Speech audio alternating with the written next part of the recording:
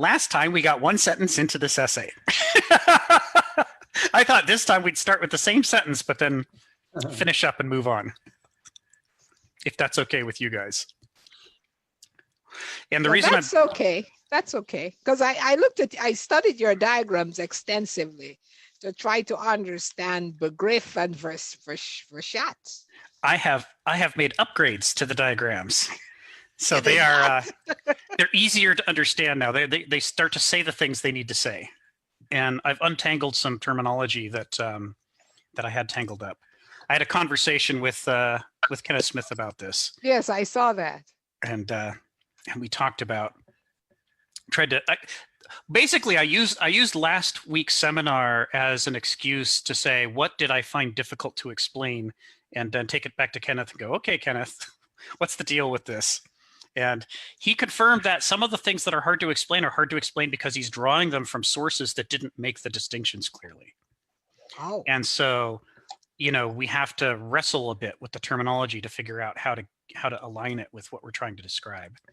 An example of that is the difference between douloi, who in the Greek caste system were the slaves, and which they then used to generalize to talk about a mindset and a way of thinking, and the aristoi, who were the aristocracy of ancient Greece. And the problem is there is this third caste, the banausoi, who were craftsmen and financiers, involved traders, involved in the market. And they also had their own distinct mode of thought, but depending on the Greek writer, they tend to lump in the banausoi either with the douloi or with the aristoi. They didn't quite see the significance of the banausoi, which is ironic because the rise of the banausoi is what led to the fall of Greece. And of course to the modern epoch, which is based entirely upon banausic principles, which we'll talk about. So it was a blind spot for them. There are times when the Greeks should be making 3 distinctions when they only make 2, but they shift around which are the 2 out of the 3 that they're distinguishing. Some of that comes through in Nietzsche. You see the Apollonian versus the Dionysian.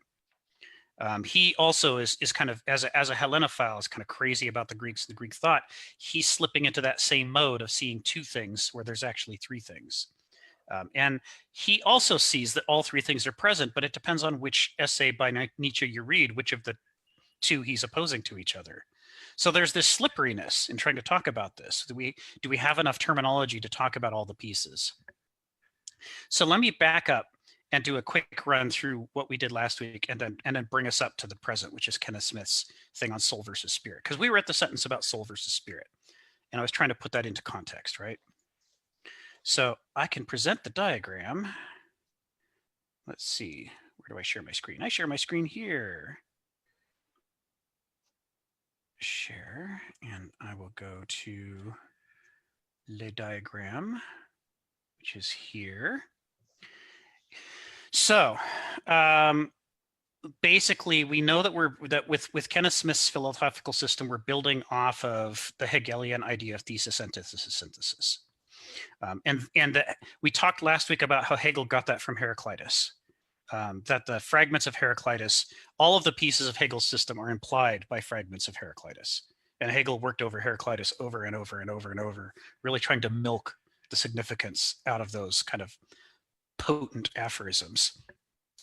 And then he took that dialectical system and applied it to subject after subject in philosophy. So there's a dialectical epistemology, there's a dialectical ontology, there's a dialectics of history. Every major subject of philosophy, Hegel applied his dialectic method to it. We're going to come back to what that means in a moment, but we'll use an example to start with, which is from the phenomenology of Geist, which is a word that in German means spirit and mind at the same time in a way that we don't have an English word that means that. He sets 3 things up as modes of thought that are distinct from each other. And Kenneth Smith builds off this, which is why we're going to this here. So we talked about Begriff, Verstand, and the one that I didn't have the name for last week, Vernunft. Vernunft. Can you see those there? Do I need to zoom in a little? I could zoom in a little. Yeah. So the idea, and these don't as I mentioned last week, these don't translate into English at all. We just do not have English words to make these distinctions. So when you read translations of Hegel in English, they're gibberish. They'd be trying to contrast the concept with the idea, with the notion, and you're like going, what? Is these words in English have flavor, but they don't have structural difference from each other. But in German and in Greek, we have terms for thought that have structural difference from each other so that they can be meaningfully opposed and the sentences mean something. So it's part of the reason why Hegel's so hard to understand. It's not just that he's doing something difficult, but he's doing something difficult and untranslatable into English. But let's give it a whirl real quick. So his notion is that we begin with a sort of, in life when we're born, in a live wire state where we're sort of immersed in life the way animals are. Now, animals are plugged into the world very strongly. What they see, what they smell, what they taste, what they want, potently drives their behavior. Modern experiments show that they do think, they do reason, they can even have abstract categories and think about the future and things like that, like the experiments on corvids, crows and ravens show. But it nevertheless remains always sort of harnessed to what we would call actuality. What's actually in the world? What are they actually perceiving? So Hegel calls this being in itself, or Ansichtsein. And being in itself, or Ansichtsein, is when you exist in a way where your ideas and thoughts about the world strongly correspond with who you actually are, and where you actually are. What you're actually doing is strongly linked up to your identity and your concrete particular circumstances. And he calls this mode of thought, he describes it as the concrete particular. So like we said last week, the feel of your fingers in a garden, the smell of the strawberries before you pick them, if it starts to rain, the feel of the drizzle of the damp cloth on your back. These are concrete particular experiences and thoughts. And they have a very high truth value because they're very close to reality. And that's the mode that animals typically work in. Tigers think, but they don't spend a lot of time abstractly theorizing about the world, or what is tigerhood, or what is the abstract relation between man and tiger. They're very plugged into their circumstances. That's what he means by concrete in particular. It's concrete because it's very realistic and detailed in terms of information content, and it's particular because it doesn't have wide applicability. I mean, what can you do with these memories? They can come back to you, and you can experience them powerfully. You could apply them to other nearly identical situations, like I moved to a new house, I want to set up a new garden, I want to plant some new strawberry plants, I want to not screw it up. Well, I'll do it like the way I did it last time. I'll recreate the experience the way that it was. It worked before, it'll work again. There's a strong immersive quality to Ansichtsein, to being in itself, to what he calls Begriff. And the great potency of this system from Hegel is that you can talk about the Begriff state of mind, and you can talk about a Begriff thought as distinct from, let's say, the first thing he sets up in opposition to it, which is Verstand. Right? Begriff versus Verstand is his core opposition in the phenomenology of Geist, when he's trying to explain how the mind works. And Verstand is like abstract reasoning, logic, systematic thinking in terms of categories, rules of thought, and the key things about it are that it's abstract. It's not as concrete. It doesn't have as much sense value or feeling value, right? It's not as much driven directly by wants or by perceptions. It's more about you trying to generalize from your Begriff, right? So you start thinking about gardening in general. What does it mean to be a gardener? What does it mean to be a farmer? What's the role of a farmer in society? What are the laws that determine the things you are and aren't allowed to do on your farm? All of these things are increasingly abstracted from the real tangible experience of being a gardener. They have less and less to do with direct concrete reality, and more to do with these sort of universal generalized categories that we've constructed for ourselves in our minds through the action of what he calls Verstand. Is this distinction making sense so far? So when you learn formal logic, when you do mathematics, you are not doing Begriff at all. There's nothing concrete about about arithmetic, right? Does that relate with the subject-object, relationship? Yeah, it's subject object intersects with this, right? So Begriff is an intentionally subjective experience, Right. right? It's deeply immersed in reality. But on the other hand, it is a subjective experience of objective reality. It's very close to objective reality, even though it's in a subjective mode.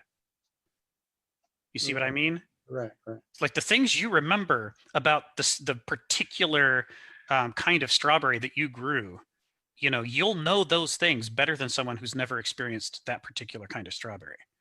They may have a different variety of strawberry, and if they're generalizing, they're going to think all strawberries are like the one that they know because they haven't experienced the one that you know about. You've got that tie to reality. So your subjectivity is about an objective topic. Or like things we're seeing in the world, today, right? So I happened to catch a really a pretty good podcast, radio broadcast, Innovation Hub on OPB this weekend. That's Oregon's NPR affiliate. Yeah. Talking about kind of the food chain, in particular, everyone's going to the supermarket more, as well as there's a lot of people who have deep food insecurity, or like the deep food security in our societies have been, further revealed and exacerbated. And you talked about like what it means to be a farmer in our society. And, so like in this episode, like once we kind of stop patting ourselves on the back with all the innovations we've done with food chain and technology and the supermarket and stuff like that, like the author who was being interviewed, reveals very disturbing things, which, for the first time listener would be disturbing. I think these are kind of threads I've followed before, but in our food chain today, there are, we talked about this in this group, just using logos and, how, we optimize and we have this abstraction and this is our, and we optimize for greater profit, and lower costs. That commoditization as a force basically is creating, these slave conditions, outright, in the case of say, shrimping in Thailand, outright chattel slavery where people are bought and sold, and then, and wage slavery, including here in the United States, say in our trucking industry, which has been hyper deregulation. Yeah. Deregulated. Yes. Thank you. Yeah. So it's yeah, but I mean, I guess and what it means to be a farmer society is very different now than I think maybe what kind of historically we're thought, because basically, even raising chickens, basically the families that have these chicken farms to raise chickens, they're basically, in a position where they can't really call the shots and they're exploited because they don't actually own the chickens.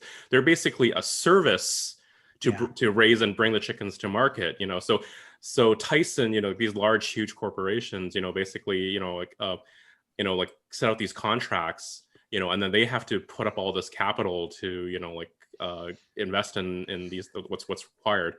And then, but then they don't and then they're basically just paid a fee for fattening and, raising the chickens. And then, but then they can be cut by the side, easily, very quickly, Right. Yeah. Right. Yeah. I mean, what you're illustrating there is a number of important concepts that relate to this, but I mean, one of them is if we imagine farming, it's nothing like the actual experience of most farmers in America, because we aren't farmers. It's we're doing Verstand, right? We think we're doing a creative, imaginative act, but what we're actually doing is thinking in terms of abstract categories or abstract ideas about what farmers are and what farming is today. Whereas if you go to somebody who's actually engaged in farming in America today, they can tell you all these stories because they have concrete particulars. They have Begriff about farming that's just full of information that has been lost in the transmission to us as abstract stories. So that difference between Begriff and Verstand becomes, a potent engine for manipulating people. One of the things about both Begriff and Verstand. Oh, I guess I should pause and say, David, I assume we've restarted. Should I resume sharing? We are good. Yes. You Okay. can keep going. I will resume sharing. So one of the things about the difference between, about a similarity between Begriff and Verstand is that both modes feel complete to themselves. The way the human mind works, we evolved both capacities, the capacity for Begriff and the capacity for Verstand. We're born into Begriff. Verstand arises naturally from our struggles with the contradictions inherent in Begriff. Like, we want to stop peeing ourselves. We want to be able to reach up into the cupboard and make our own can of soup. We want to get control over our circumstances. We don't just want to exist suffering whatever happens to us. There's this strong pathos to the Begriff form of life. It is that's why he calls it being in itself. Your existence as a whole, as an organism who experiences the world, is the predominant feeling of engaging in Begriff activities. But Verstand activities are about trying to overcome yourself, trying to distance yourself from your pathos, from the things that you can't control. Trying to, for example, we talked last week about how that one of the problems with being in an immersive, concrete, particular circumstance is that if you wake up one day and you're in a bad mood, everything sucks, right? That cat sucks, that soup sucks, the news sucks. The very next day you wake up, you're in a great mood. That cat is great. The soup is excellent. The world is fabulous. It's like you can't build continuity or sustainable structures off of nothing but Begriff, because it's too fluid, it's too flowing, and its attempts to generalize all have this quality of parochialism squared, sort of magnified to believing that our own personal experience can account for everything when it can't. The attempts to generalize from Begriff get us into trouble. And our ability to establish societies and laws and practices and technology and power flounder when we're in Begriff all the time. Begriff can take us so far, but not far enough. And so what happens is, naturally, for many of us, for all of us, at least to some extent, there is a desire to overcome the self, to overcome the immersiveness of the experience, and to get some distance from oneself, so that one can say, well, yesterday I thought it all sucked, and today I think it's all great, but I don't think the world actually changed. I think that's just me. To be able to separate yourself from the flow of experience, to be able to generalize. And that power is what makes it possible to plan for the future and to create generalized theories. Thus Verstand. So Verstand, we're born with the capacity for it. We don't do a lot of it when we're first born, but the more we struggle against the limitations of the Begriff experience, the more we sort of build up for ourselves a Verstand identity. We flex those mental muscles and we begin to develop those capabilities. Now, any person you're going to find in the world is some mix of Begriff and Verstand. But the thing is, they feel really antagonistic to each other, right? Because the more you do Verstand, the more you can see what Verstand could allow you to do if you did more of it. It becomes addictive. Part of what's in it, there's a pair of things in it that give you that power that make it addictive. One of them is, it feels cool to be able to think thoughts that are about the whole world or the whole universe or all people. It feels empowering, right? To be able to go beyond Bob was mean to me versus I've noticed that people who behave in certain ways can't be trusted in the future, and maybe I can not always fall for the next con artist. Maybe I can start to notice the con artists coming. Maybe I can generalize and not keep having to stub my toe into the same table every time. I can go, whenever I'm coming around the corner in the dark, why don't I swing a little wider? I can start to plan. I can start to theorize. I can start to generalize, and that feels good, right? It feels good to overcome those things. So there is an end state in which a certain number of people, by character, by their personality, by their inner, whatever it is in them that makes them want this, they start thinking, man, the intellectual rational life is for me. If only I could rationalize everything. If I could just think enough things, if I could just become completely conscious, if I could just decide for myself what I want to do and lay out my little algorithms and programs and recipes and theories, then I could make my life great. So this is why he talks about Verstand as a mode that isn't being in itself, but being for itself. This is where, as someone who exists, you're trying to get outside of the flow of your own identity to get some perspective on yourself, and then to decide for yourself who you want to be instead of merely suffering who it turns out that you were the way you were born. Could another way of kind of phrasing this, like, whereas Begriff is, being in and connected to the world, and Verstand is wanting, like, from your mind, wanting to create the world around you, or having yeah. There's an element of voluntary will and freedom associated with the Verstand lifestyle. It feels very liberating. Yeah, Sharon. The way you're describing Professor Marshall. Oh, Ginny, hi. Hi, how are you? Good to hear you again, as always. Also, the way you're describing Verstand, Rick, sounds like it's the human nature to want to have control over their actions. Would that be a kind of a definition of Verstand also? Yeah. And some people have more sense or need to control their own actions in life than other people. Yes. Maybe you can also put it as some people don't mind being led by other people, whereas some people like to lead and be in control and control freak, so to speak. I don't know. Yeah, that's right. Could that be a kind of a definition also of Verstand, maybe? It's more like a cluster of related kind of ideas that kind of tend to draw onto each other. But you're right. The Verstand, there is a rough correlation between intellectuals and control freaks. It's like there's being more intellectual, planning more makes you more of a control freak, but it gives you more control over your life and your world. So it's a draw, right, for people who feel that draw. Yeah. Good question, Ginny. Sharon, you had your hand up? Yeah, so I'm trying to simplify this so I get the concept. Yeah. So could you say Verstand is more of the spirit, and that spirit has got will? You know? Yes. Could I say that? Let's and talk I could about say that. Begriff is more of the soul. That's what I got from my reading. Yes. Right? That is in itself. Yes. I got a refinement of that from last week, but that's the general flavor. So let's go right to the refinement. So the topics of soul and spirit are involved in both of these things. To the Greeks, the soul is the life of the organism, its character and its nature, and the things that it typically wants to do and feels natural doing, right? And the spirit is the soul in motion to create change, whether in itself or in the world around it or both. Yeah. So one way to characterize the difference between Begriff and Verstand is that Begriff is a state of relatively spiritless soulishness,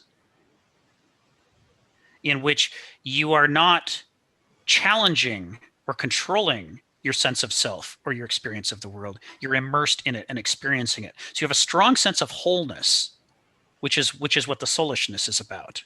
You have a strong sense of identity and where you are in the world, and a sense of belonging, which, as you all know, for human beings is a potent draw, to not want to feel alienated from the world, to want to feel like you know who you are and where you are, and that it's okay, that it's the way it's supposed to be.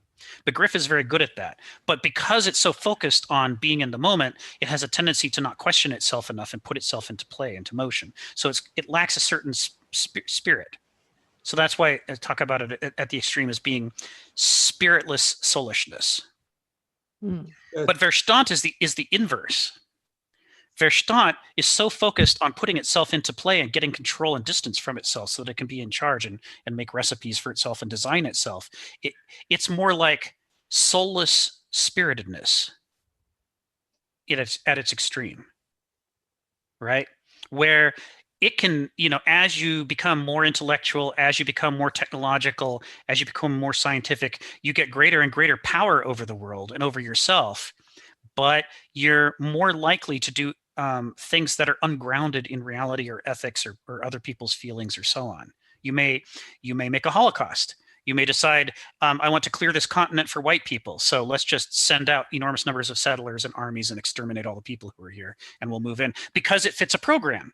You have a sort of an abstract program for yourself about what your plan is for the future of this continent. And the idea that maybe universalizing at that level, being that abstract, has distanced you from basic right and wrong ethics. It's distanced you from caring about how people feel, because Verstand is often skeptical of its own feelings or other people's feelings. The Spock figure, for example. So you can conceive much, meaning that you understand a concept, you get a concept, you experience a concept, but you can't understand it, comprehend it. Is that what I hear you saying? This is Hegel's criticism of Verstand. He says that it gains this power of representation in the mind and manipulation of those representations at the cost of being distanced from itself and from reality. So it starts to live in its world of ideas. Mm-hmm. And that's an enormous danger. Can you? Is he criticizing Kant in that? Oh yeah. Oh, he's having a go at. There's no question. He's having a go at Kant.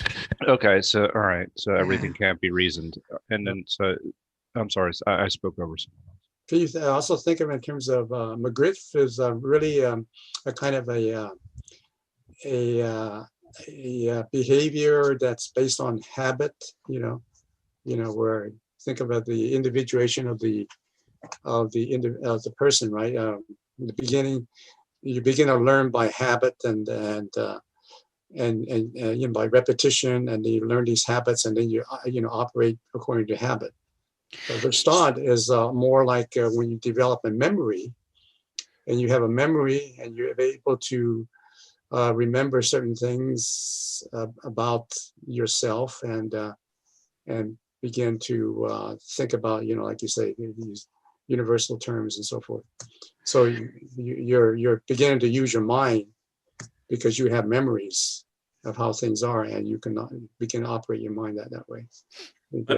I think in Verstand thinking, my feel like this is my reaction to that. Like, go ahead, Richard. Like kind of like if you're kind of driving this corporate machine, you're an executive. Like you can still fall into like these cycles of really non-thinking, just kind of reflexive, based on habits, based on like these preconceptions. So I don't think like I mean, maybe like you're describing kind of just initial transition conditions, but I think I think as like Rick goes, like they feel like they're complete unto themselves, but they can be very dangerous, right? Like it's like someone who's a profiteer, like a capitalist can go into a situation, just immediately his wheels start spinning, just reflexively, like how do I exploit and make profit off this situation, right? Right. Yeah. So one way to think about it is that the McGriff experience of the world is inherited and evolves organically and is suffered as a state of existence. This is how things are. Whereas the Verstand view of the world is a less organic, less inherited, more deliberate, designed, systematic approach to the world. Mm-hmm. So whether you're the designer, or whether society or some corporation or a set of lawyers is the designer, someone has laid out an algorithm for life or for this part of life. And you trust the algorithm more than you trust your feelings or your perceptions of reality, right? The thing that characterizes Verstand thinking is a skepticism about experience and feelings as being too subjective to get you the truth. The Verstand thinker wants to believe he's objective. And he recognizes that the McGriff experience is deeply subjective. And so he thinks, in order to get closer to the objective reality, I'm going to distance myself from what I perceive as subjective modes of thinking and try to replace them with deliberate, designed, objective modes of thinking. And I will believe that because they're deliberate and because they're designed, that puts them closer to reality. And the paradox is, well, it might or it might not, because at this point, he's disengaged from reality and attached himself to these systems and ideas. He's now living just like the feeling life isn't completely living in the real world because they're not able to see the bigger picture. The thinking life is also detached from reality because now it's detached from the subjective awareness of what's going on. And as a result, it's possible for the quote unquote objective life of a Verstand thinker to be even more distant from reality than the obviously subjective experience of the Begriff, because at least the Begriff is concrete, and concrete things are real. The more you get into what the abstract, the more irreal things are. It's the hazard. And this is why, like we said last week, it was so shocking to the Arabic scholars when they went back and began actually testing the Greek ideas, which they'd always held as this marvel of reason. And what they discovered is 90% of the rational ideas were false once you actually subjected them to experiment. And that was the basis of science, is the discovery that Verstand has this enormous Achilles heel. It can be coherent and logical and valid and make sense and persuasive and still 100% false. Richard, go ahead. I was going to bring up another thing, but what you just said at the very end there, actually just reminded me of. So this is another group that David runs, the Kant study group. Yes. And the David, I forgot like the lectures you post to, like the professor, forgot his name, but anyway, he talked about Kant reacting to I think like a game changer kind of in like, and how why we kind of like worship Verstand, or like why Verstand is Newton, in that I think developments that Newton made were able to like they were able to be very, very predictive, and so it kind of gave it like a lot of like Verstand like gave it a lot of power, and so like I'm not gonna be able to go into, but like kind of implications on how like humans relate to the world and stuff like Kant was kind of like seeing that and see that it would have a huge impact societally. Yeah. An attempt to make thought as objective and rigorous as science was turning into. But my original point actually was like this beautiful like kind of like us tying all these things together, and hearing you describe like this dialectic, like this triangle, like this and the dichotomy between like one side and the other, like it makes me I think it makes sense to me now, like I brought this up before from Plato, in Plato's kind of tripartite view of the soul,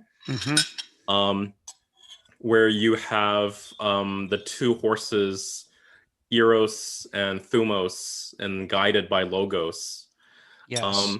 Whereas like Eros can be, like also kind of equated with appetitive, like in the world desires, like hunger, food, sex, and those kind of, so very concrete. And Thumos has, like in the English, like has been kind of also has been translated to spiritedness, which didn't really make a lot of sense to me until now.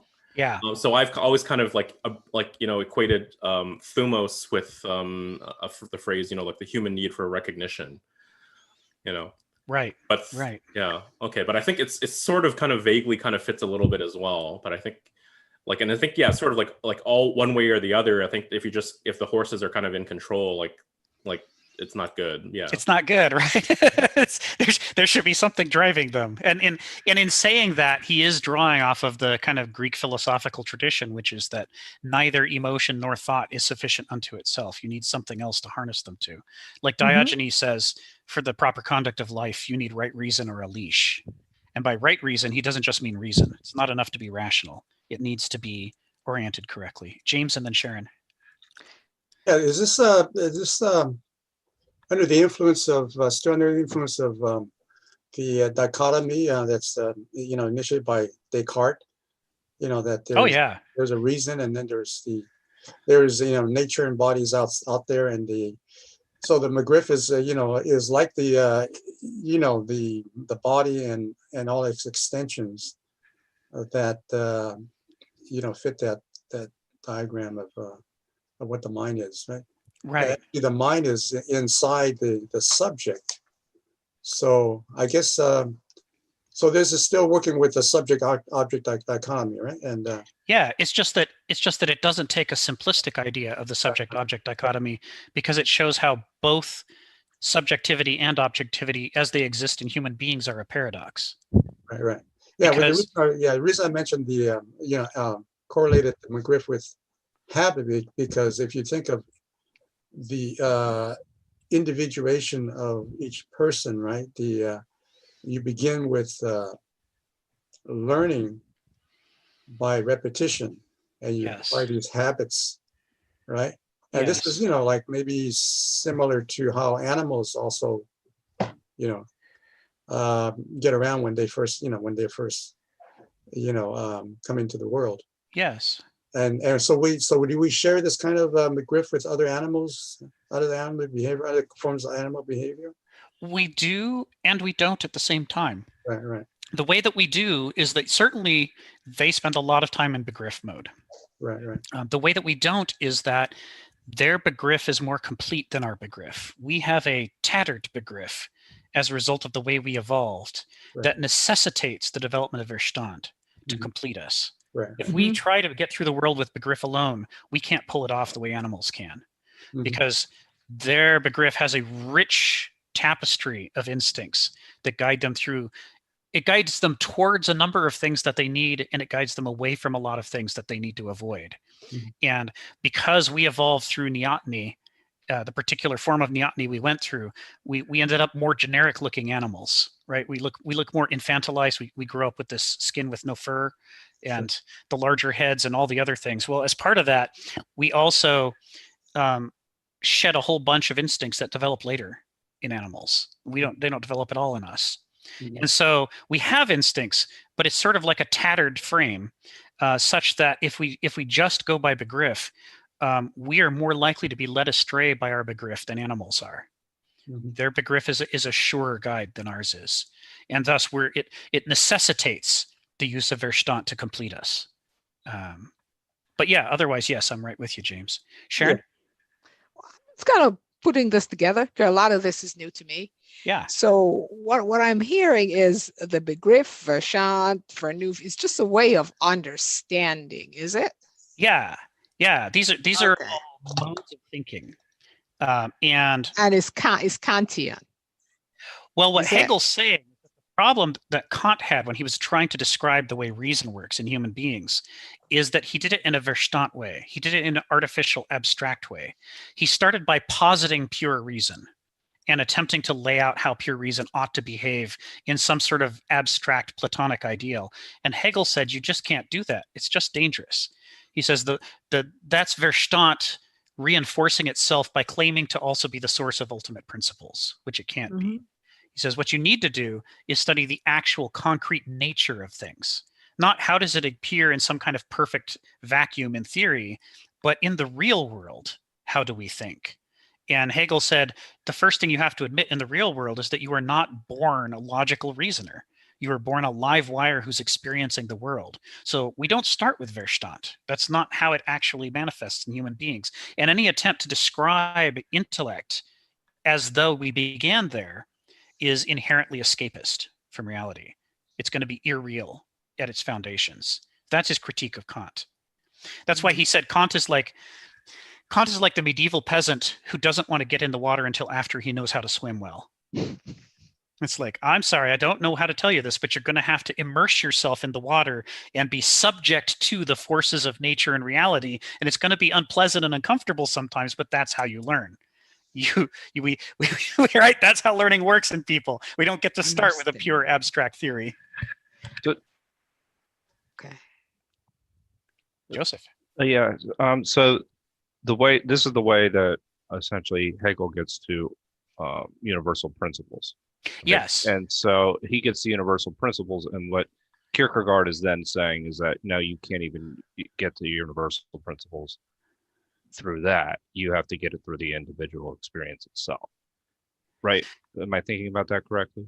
Yeah, the big difference between Hegel and Kierkegaard is that Kierkegaard psychologized this schema and got more into what is it actually like in these modes. What does it feel like? How do you think about the world? How do you feel about the world? How do you behave when you're inside of one of these modes? Whereas Hegel's talking about it more as trying to break up Kant's idea of reason into how it actually develops within us naturally. Okay.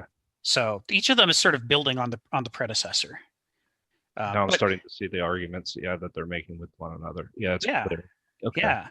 So So this Verstand mode has this quality of you're no longer as clear in your sense of identity. That's why you're not being in itself anymore.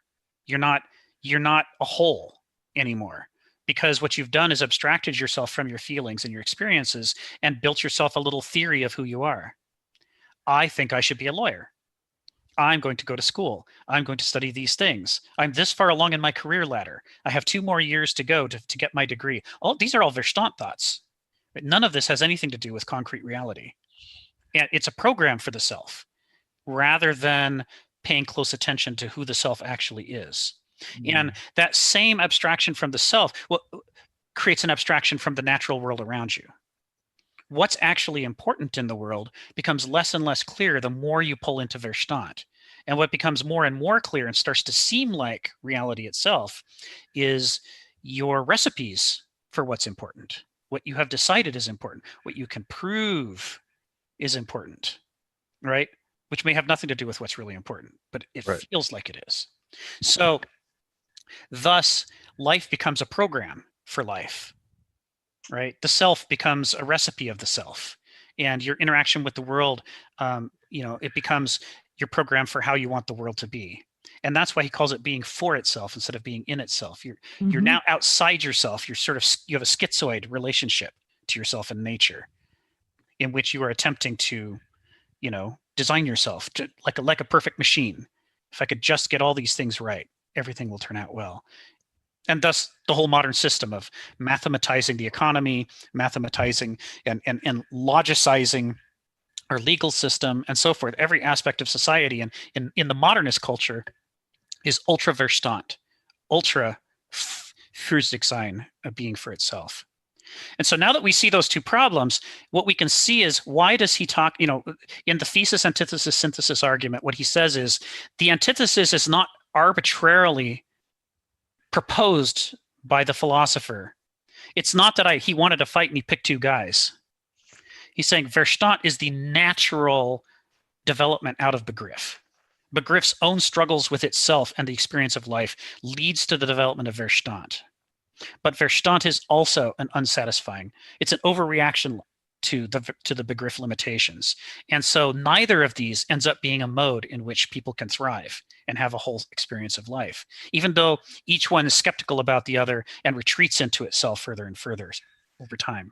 So what happens is the resolution of Begriff and Verstand involves recognizing that we both need to be able to be in ourselves as people, as a whole. And we have to be able to be for ourselves, to design ourselves, and to think about the world and generalize. We have to be able to generalize without losing the concrete. And we have to be able to experience life without losing our ability to think about it. And that's a thing that neither Begriff nor Verstand can do by itself. And so from this struggle, if we are lucky enough and committed enough, we can develop Vernunft. Now, this is a term you'll almost never see in Kenneth Smith's terminology. He focuses so much on the Begriff versus Verstand, he doesn't talk about the Vernunft.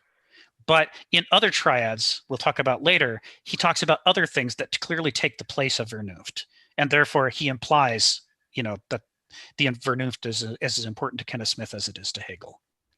So the term, I guess I'll start with the using the descriptor rather than the terminology. What the Vernunft manages to be is at the same time concrete and universal. Right?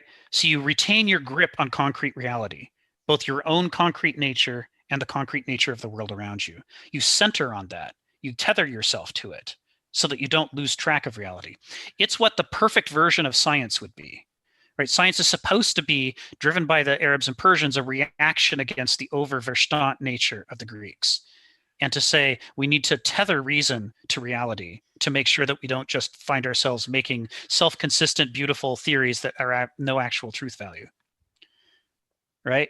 So you tether them together to each other, and it means that you're able to be concrete at the same time that you can be universal. It's a non-abstract universality. It's a non-particular concreteness, if that makes sense. It's what we're striving for. And he calls this being in and for itself, because the experience of it draws both pieces together. But when it draws them together, it's not like, in the modern world, we always talk about compromise. We always talk about the golden mean. We misrepresent Aristotle's golden mean as saying the goal should be somewhere in the middle. There's this centrist impulse in us, the herd animal impulse, to avoid the extremes, because extremists are, the horseshoe theory, extremists all start to look like each other and they're all scary and bad. So really what we have to do is find the center of the crowd and go be there. We have to find the range of ideas and then pick the middle one. This is like a natural impulse in the modern world for trying not to be the nail that sticks up and gets hammered down. And so there's an instinct when we think about Begriff versus Verstand to think, well, the problem is at the extremes, and if we could just find some place in the middle, everything would be okay. But what Hegel says is, no, Vernunft is not in the middle between Begriff and Verstand. Each of these things is a vector. Right? Begriff is a vector. It's pushing in a direction. It's pushing your life and your thinking and your relationship to the world in a direction. And Verstand is pushing you in a different direction. It's not a thing. It's not an object, and it's not just a dot on a number line. Right? It's an energy. It's a drive that's pushing in a direction. And so what you need is to reconcile those two together so that they push in a third direction. You need the third dimension that's missing from Begriff and Verstand, which is why neither Begriff nor Verstand can envision Vernunft. It's beyond them. It's another level of thinking. Mm. You with me so Yeah. far? Yes. And this idea that the synthesis is not a compromise between the thesis and the antithesis. And likewise, that the thesis and the antithesis are not arbitrarily selected, but that the antithesis grows out of the thesis as its inevitable counterpart. It's the thing, the contradictions within itself generate its antithesis. And likewise, the resolution of the Begriff and Verstand will only be successful when you find the way that pushes you up a new dimension to a new level of thought that's capable of encompassing both Begriff and Verstand without falling into either one and thinking that it's self-sufficient.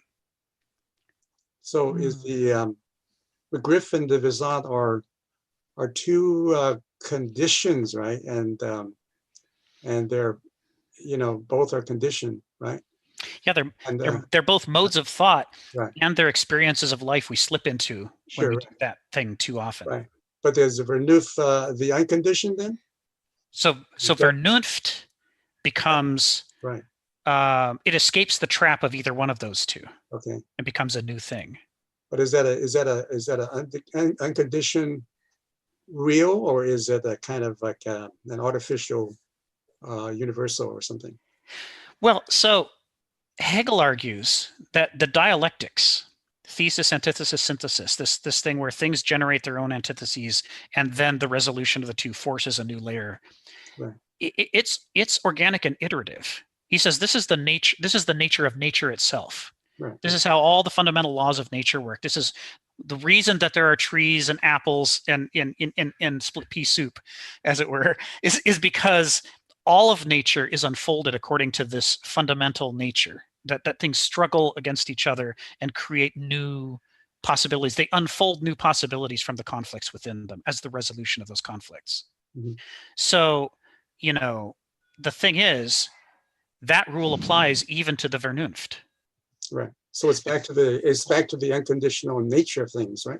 So Vernunft will become a new thesis. Right. That will generate its own antithesis. But because we as a culture and as a people civilizationally haven't actually spent a lot of time at Vernunft, we don't know what its antithesis would look like.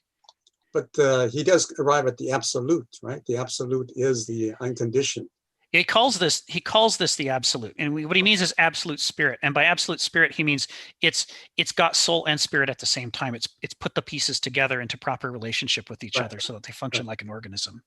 Right. So that's the original. That's the originary, drive of all the things that you're describing as we are, the entire condition, right?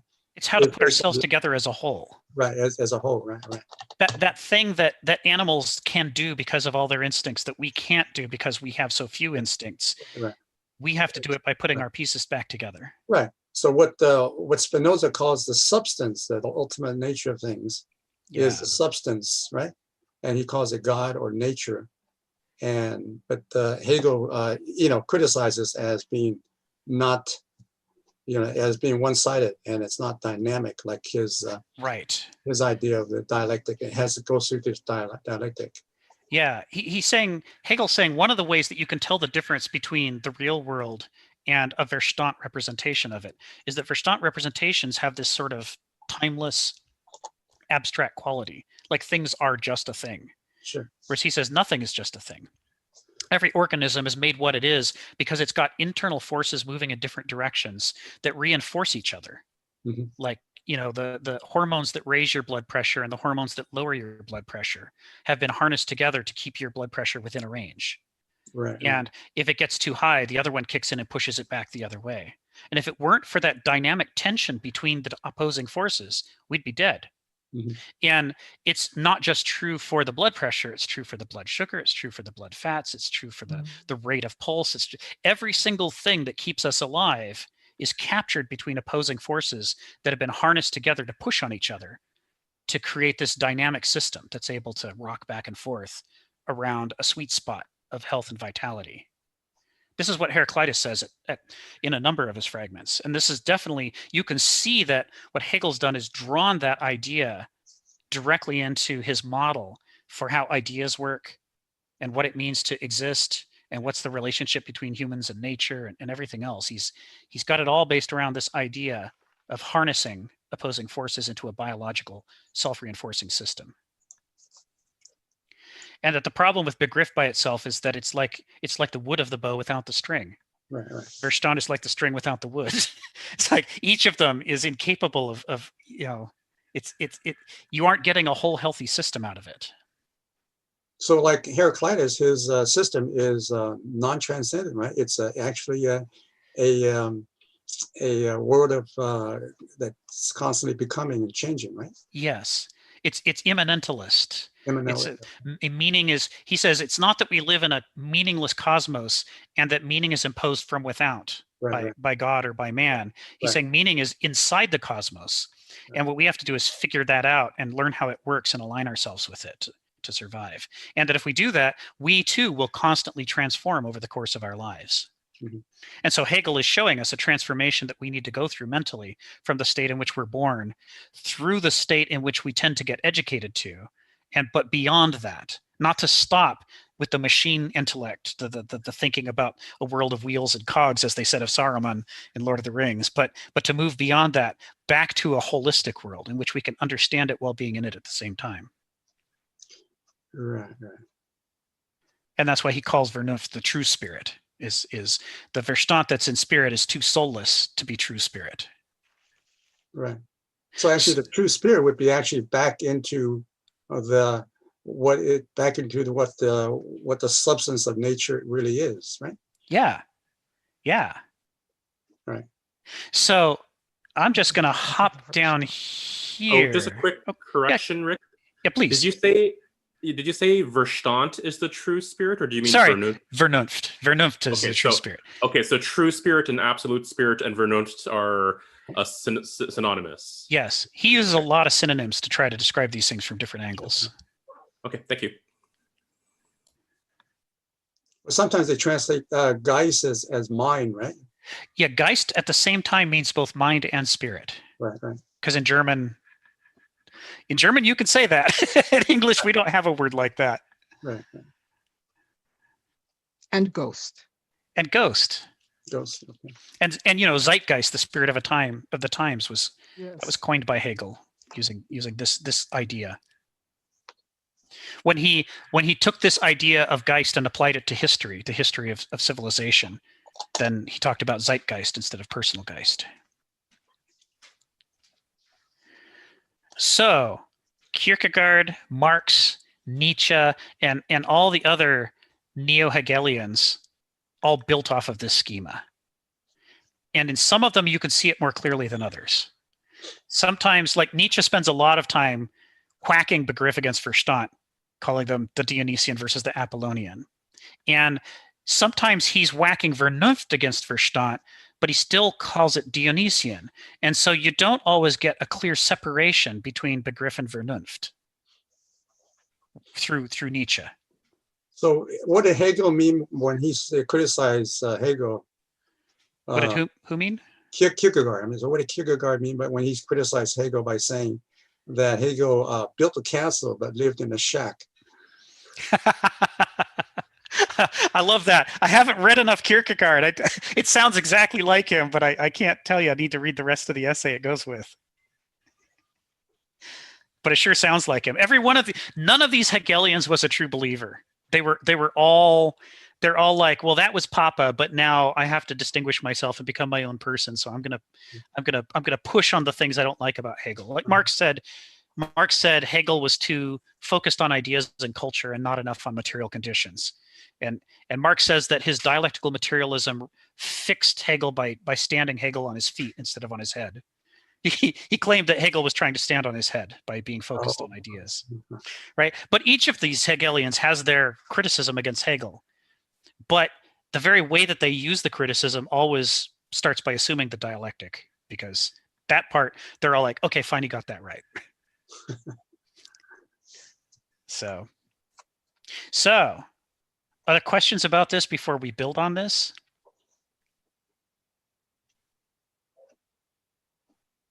All right. Well, I'm going to scoot past Kierkegaard, who we spent more time with last time, and I'm going to skip past Nietzsche because I want to get to Smith and Arendt, because this is where Kenneth Smith comes really into focus. And this essay, which we'll be able to, after we get through this, we'll be able to actually read it the way that Kenneth meant it. It takes the Hegelian ideas, but Kenneth isn't any more a Hegelian than any of the other neo-Hegelians, right? He like builds on the system, but takes it in his own directions. And part of what he did is he tried to integrate all of the difficult, insightful philosophers to say, well, what did they add to the picture that Hegel didn't have? And how would we put those pieces together? And one of the core things that Kenneth Smith did is he not only brought Kierkegaard and Nietzsche into play, but he brought Hannah Arendt into play. And that was important because Hannah Arendt was bringing the Greeks into play more explicitly than Hegel did. When you read Hegel, he talks about these things in abstracto. Here's how Begriff works. Here's how Verstand works. Here's how Vernunft works. But when you read Hannah Arendt, she almost never tells you that part. Instead, she focuses on what were the different Greek conceptions of the economy, or of caste, or of thinking. So you get a lot more of the Greek that Hegel was drawing off of, and you get it refracted through the lens of, what is the modern world like in those terms? How does the modern world look to Aristotle, for example, is a question that most philosophers never really give you. They give you what Aristotle thought about his times. But like we talked about it early on in this series, the thing that's critical to do from Kenneth Smith's perspective is to get out of being stuck in the idea that there's a single right perspective. No single mortal perspective can ever be true, because the cosmos is multifaceted and complex, and we are short-lived. we just do not have enough time to get the whole picture and figure out how to explain it. So what we need to do as a step out of the trap of being of the single perspective we're born into is we need to learn other perspectives so well to do such justice to the issues in their terms that we can say what Aristotle would say, and Aristotle would look at it and go, yeah, that sounds right. That's what I would say. And then we want to be able to say, well, what would Hegel say? What would Kierkegaard say? What would Nietzsche say? And the more we can do that, the more we've generated this ability to get our own head out of its own space that it was born into. We escape the trap, and it becomes possible to gain perspective. So what Hannah Arendt's doing by saying, what did the Greeks think about the modern world, is an extremely valuable service. She does not get enough credit. And part of the reason she doesn't get enough credit is that she writes so reasonably and calmly. She's not a Nietzsche. She's not railing against the heavens and, saying God is dead and, humanity needs to be overcome. She's very calmly, quietly, methodically saying, wow, the Nazis are kind of boring when you get up close and look at them. It's disappointing that evil comes from such a boring place. She's not trying to excite us. She's just trying to clarify for us. You look at. I'm going to do another. Go ahead, James. I'm sorry. I was going to do another quick shout out to David because he's leading a Hannah Arendt study group, Tradition in the Modern Era. Yeah. I particularly like how, I think it's especially more kind of borne out now, but Hannah Arendt kind of calls out like I think you were talking about earlier, but like like at Verstand, we kind of create these systems and stuff like that.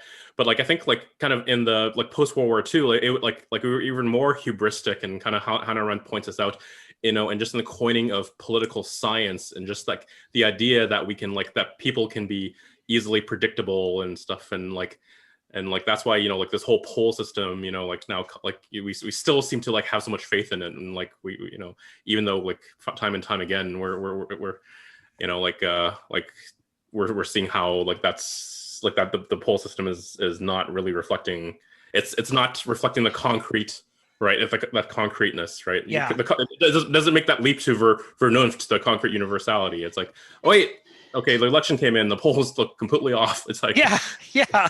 And we're always flabbergasted because we completely invested in the Verstand information that we got from the poll as though it were concrete information. We've lost track of the difference between what's reasonable and what's true. So it sounded reasonable to us, and it had a lot of numbers attached to it. It was systematic. And we're naturally, as ultra Apollonians, we're seduced by things that look methodical and rigorous and mathematized. We say, well, that must be true then, forgetting that out of every 100 reasonable ideas, 99 of them are false, no matter how persuasive or impressive they are.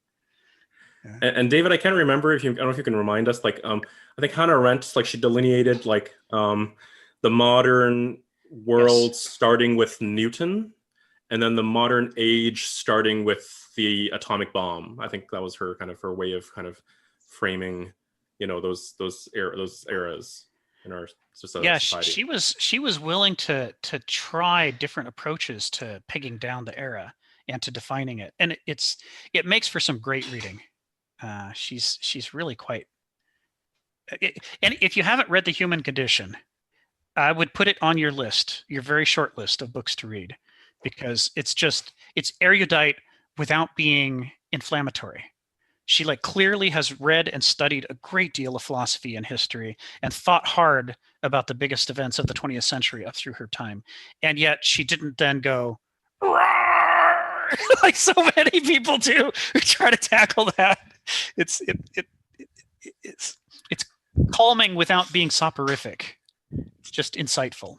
So let's lay out what she describes in The Human Condition briefly, because this is the basis for Kenneth Smith's Human Natures.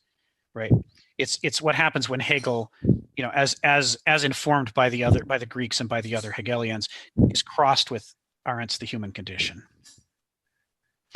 And what you see is that she focuses on, the structure of this book is based around trying to understand what it means to live a modern life from the Greek perspective. How would we be? Because we're in a weird state in which we don't have the language or concepts to describe what we nevertheless do. And she writes about that in a foreword to The Human Condition. There's a potent. Oh hell, I have to bring it up. It's great stuff. Let's see if I can find it here. I think I had it open. I must have it here. All right, The Human Condition, and this version's got some typos, but that's all right. I'll suffer. Creatures.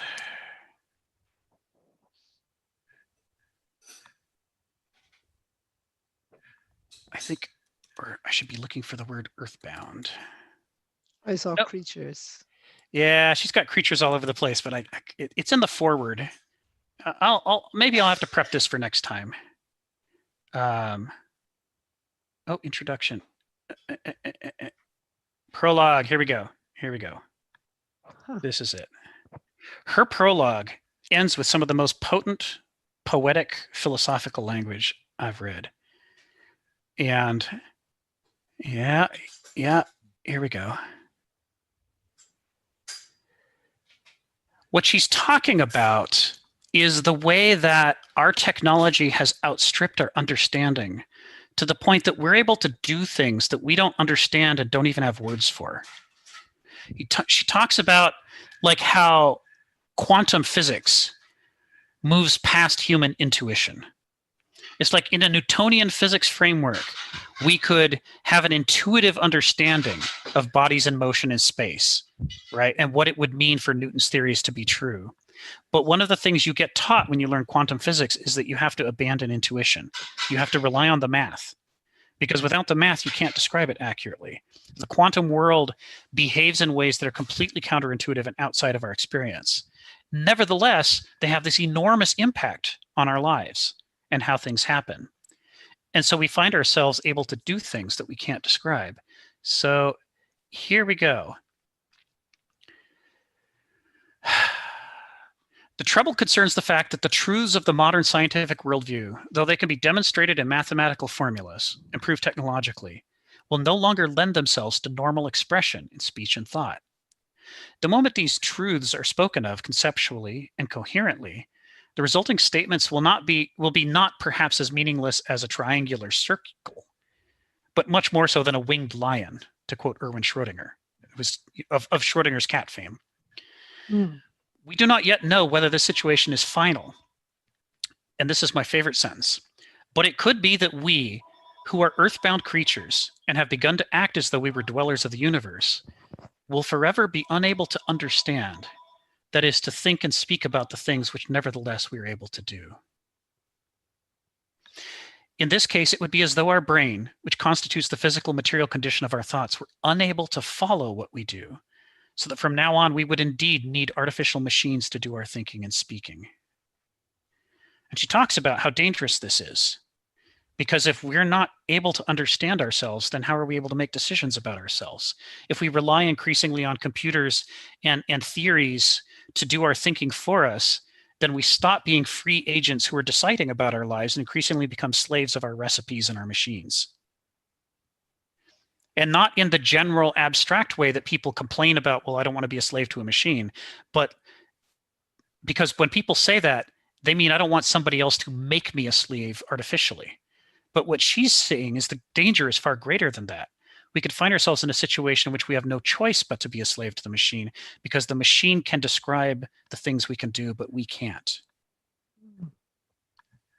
Or maybe like even Goethe's like quote like that none are more hopelessly enslaved than those that think they are free. Like I think that like could also maybe come into play here too. Oh, that's all over this. Yeah. Yeah. She's talking about the paradox that our freedom, through the free action of our will, we have generated systems so complex we can't understand them anymore. I mean, don't economic systems do the same thing? Yes. I mean, so like to speak about it just in terms of technological, this is just adding another layer to that yes. decision making. I mean, I could think of like H.G. Wells's. Last week I think we spoke at length about this. Yeah. Okay, that makes sense to me. And so, with that as a notion, over 10 years, I've taken this quote out of context as just being this great discussion about, the existential dilemma of modernism. But what I didn't understand is that there's a reason this is in the prologue. That's because what she's setting up is the explanation for why she is bringing the ancient Greek worldview to describe how moderns live, because we ourselves don't have the ideas or language to describe the way we live, but they did. That we are falling into patterns that were well known to the Greeks and had terminology for, but that we ourselves don't have that terminology. And so we just treat it as normal, even though it's a very specific thing to the Greeks. So that's what the human condition is she brings that perspective to bear on what is the range of possibilities for thinking, for living, for working, for creating a civilization out of those ingredients. When I said a couple of weeks ago that Kenneth Smith talks about mythos versus logos as happening at like 5 different layers, or maybe even 6, there's a lot of Hannah Arendt in that statement, because she lays the layers out, and she doesn't finish the job. Kenneth Smith sort of finishes the job by bringing Nietzsche and Hegel and Kierkegaard and Kafka and Dostoyevsky and others to bear on what Arendt said, but she sets it up and points the way. The whole idea of bringing the Greeks to bear on the moderns is, first of all, a very contra-modern thing to do, right? Because modernism assumes it knows best, right? We're the most objective and the most informed and educational, and nobody knows better than we do. And past people were just primitive versions of us. That's our argument, right? That's the modernist proposition, is that they're all primitive versions of us and we know better. So for her to do this is just deeply radical, but she does it very calmly. it's very easy to read this book and have no idea until on second or third thought you realize that she's doing a very radical thing. So the reason that we started with Hegel is because Hannah Arendt's stuff. She doesn't talk about Hegel a lot in this book. She talks about the Greeks a lot, but having just now seen Hegel's Begriff, Verstand, Vernunft, you're going to see it all over the household, the economy, and the polity. Right? It's here. It's just here. Yeah. And some of the links are in the footnotes. That's like when she references the doulos or the banausos. Some of the references occur in the text, but a lot of it occurs in the footnotes. When she's saying, by the way, Aristotle called this. And that's the stuff that Kenneth Smith builds on. So let's talk about these things. And you'll see the relationship. And this won't take long, but you'll see the relationship between what she's doing and what Hegel was doing. So we start with the household. And the idea of the household, is the oikia, the home, is that it's private. It's the place for the Greeks where you meet your material necessities, right? You need food, you need shelter, you need clothes, you need some basic things to survive. Without those things, you can't live, right? You are a slave to those things, because if you stop being a slave to those things, you die.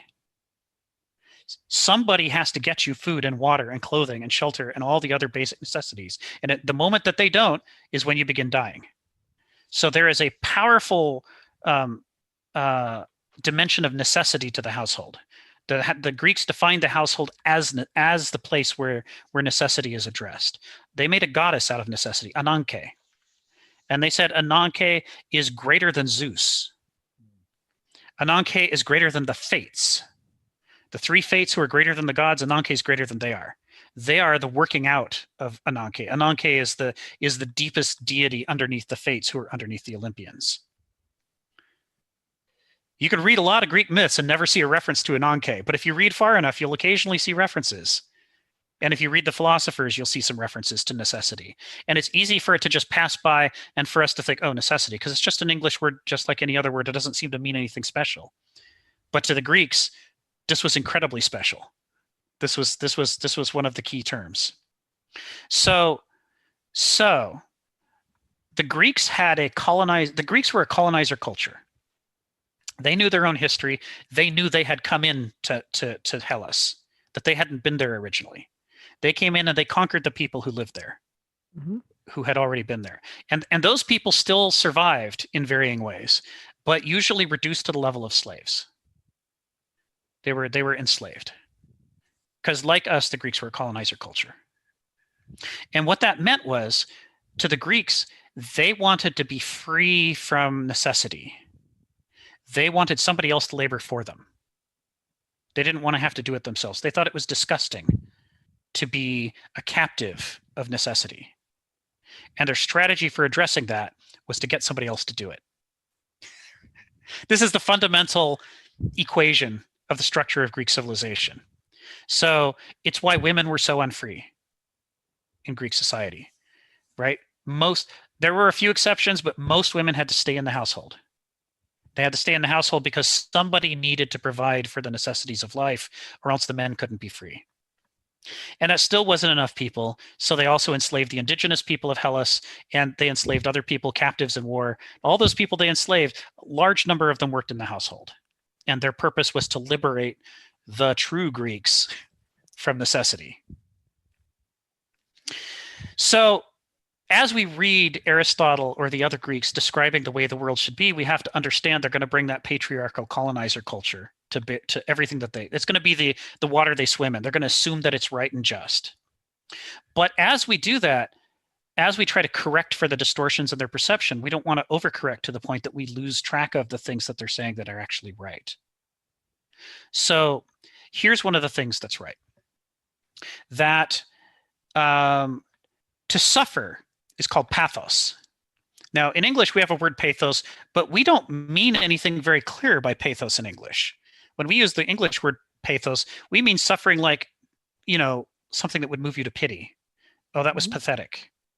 Or, oh, his condition was really miserable. I'm so glad that that's not me. To us, pathos carries that kind of connotation of, I wouldn't want to be him. right? It sounds like it's just a flavor that's being added to describe something. Some people might have pathos and others wouldn't. But the Greeks understood that to exist at all in the realm of nature is to exist in a state of pathos, right? Because we didn't create ourselves and we didn't design ourselves and we didn't decide to be here. We didn't decide that we would be animals that need that hunger.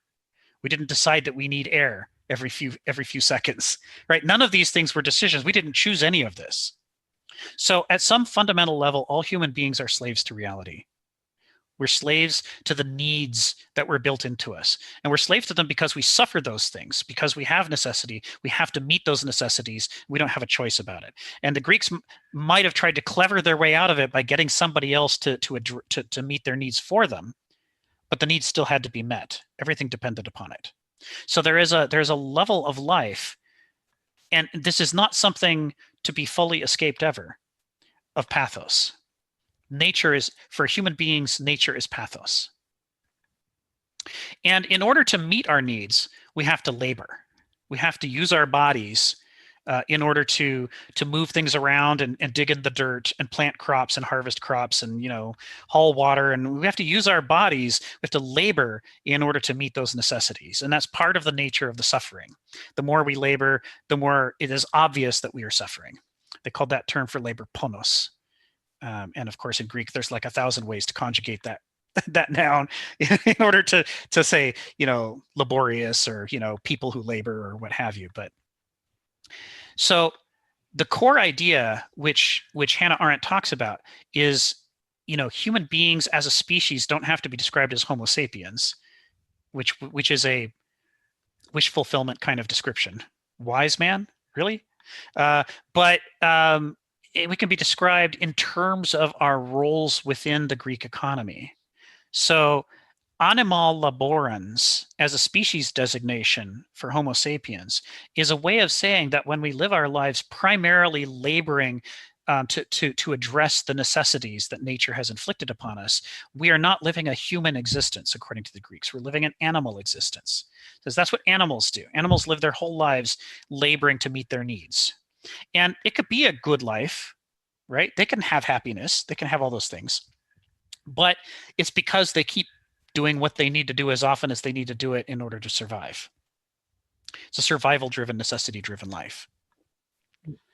Yeah, Joseph. Is this kind of like Maslow's hierarchy in a way? Yeah. Okay. Maslow's hierarchy draws right off the Greek. Okay. Mhm.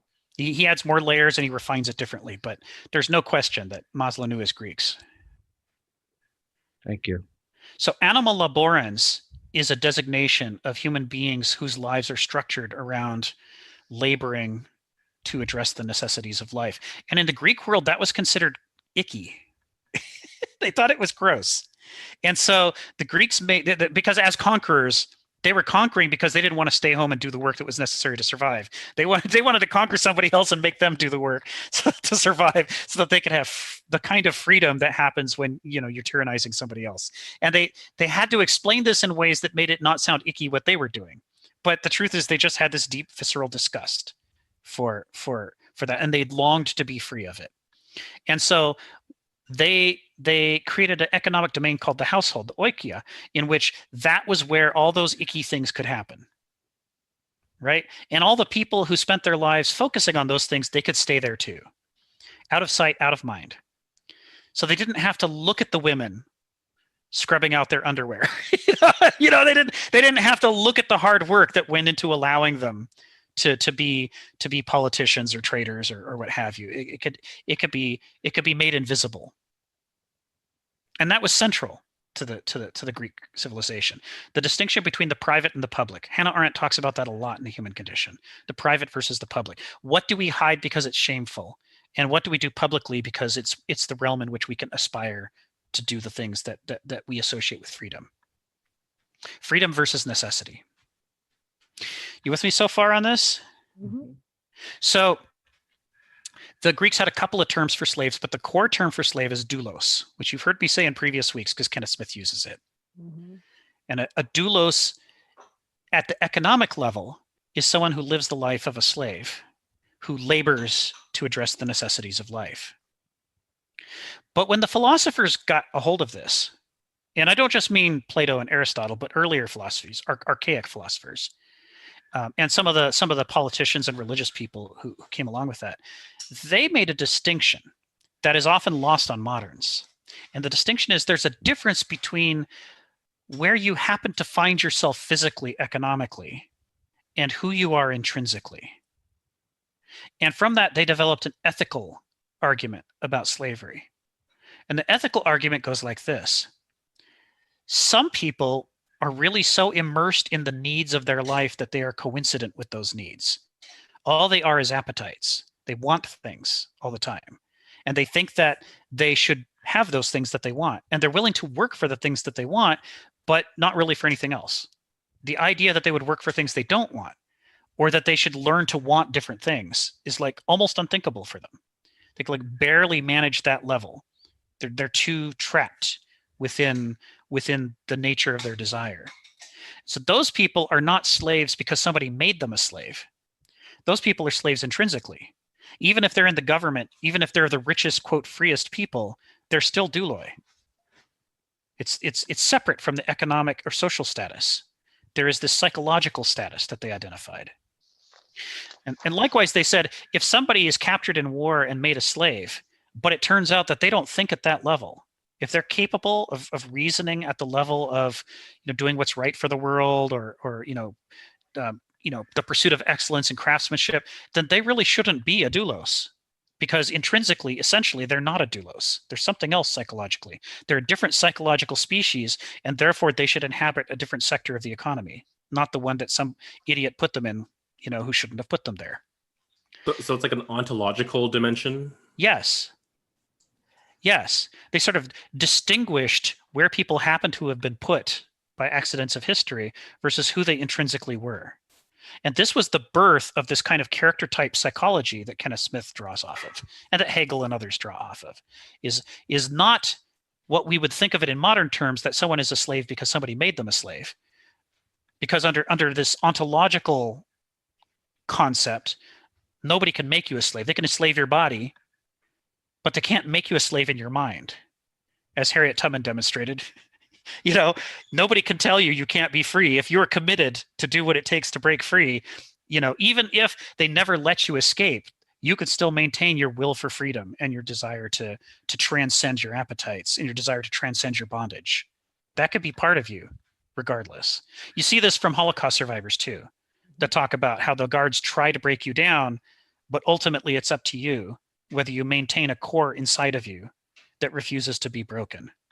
In the midst of the despair and the suffering, which you might not be able to do anything about, what you can do something about is not let them lower you to the level that they claim you are, because they're wrong.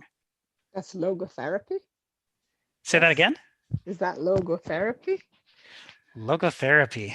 Is that what they call that? They don't, the Greeks didn't have good terminology for this. Okay. You could see they were wrestling with it.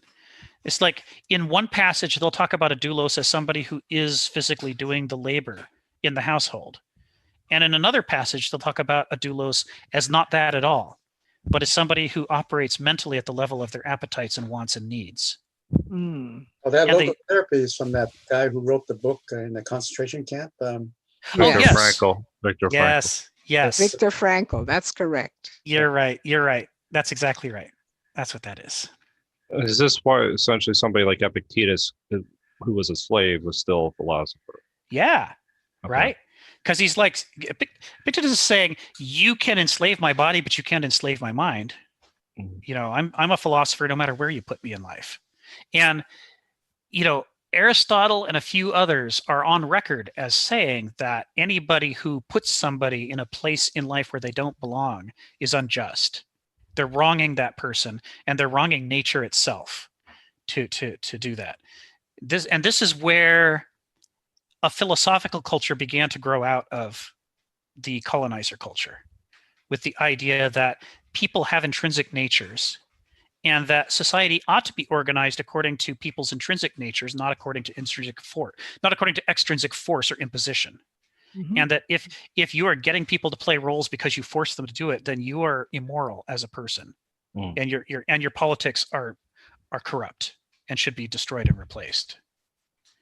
which is a heavy judgment on their own culture, right? There's Sure. this self-criticism involved that's saying we have screwed up profoundly. But we talked before about the way that the Homeric project was about critiquing what had gone wrong in the Mycenaean culture and why they caused a dark age. So this strand in Greek culture of self-criticism and self-critique had been there for quite a while. They've had centuries of practice. So it was natural for them to look at the state of a doulos and say, some of these so-called douloi are not actually slaves and they ought to be running things, or at least working as craftsmen. And some of these people who are running the city-state actually have the minds of slaves and, really they're not competent to govern. They should never have been allowed to be in government because they're too selfish. They're too oriented on what they want. You give somebody who is intrinsically a doulos a whole bunch of power and they use it to exploit other people and give themselves what they want. And that's the sign that they never should have had that power, according to the Greek critique of their own system. I'm sure back in the go ahead. Oh, sorry. Go ahead. I'm sure back in the day, or even if they're not like outright enslaving people, but like there's just tons of grifters around. I'm sure. Yeah. Like we see. Yeah. Yeah. Lots of con artists. Yeah, like the politicians of today are, trading stock when they're in office, right? It seems oddly relevant somehow to our current political situation, right? Doulos, can we think of anybody who's all interested in his self-interest? And well, anyway. So, and that will come back. Kenneth Smith comes back to this over and over and over. But so this is one of the things that came up in the very first Kenneth Smith philosophy seminars, that we did together, I don't know, a month and a half ago, where someone was saying, well, the danger of categorizing people as douloi, banausoi, and aristoi is that it would be self-serving. And you just say the people you want to enslave, therefore can't rise above the level of animals, so they deserve to be slaves. Whereas I, because I'm in charge, am philosophical and wonderful and able to do all these things. And it's true that a modern will reason that way because we're so used to con artists. And we're so used to abstract Verstand, which imposes its categories upon nature without respect to how things truly are. But a Hegelian, Heraclitean assessment is exactly the opposite. You don't get to decide who a doulos is. A doulos is somebody who wants those things because they want them. That's the level that they operate on. They're drawn to the begriff mode of life.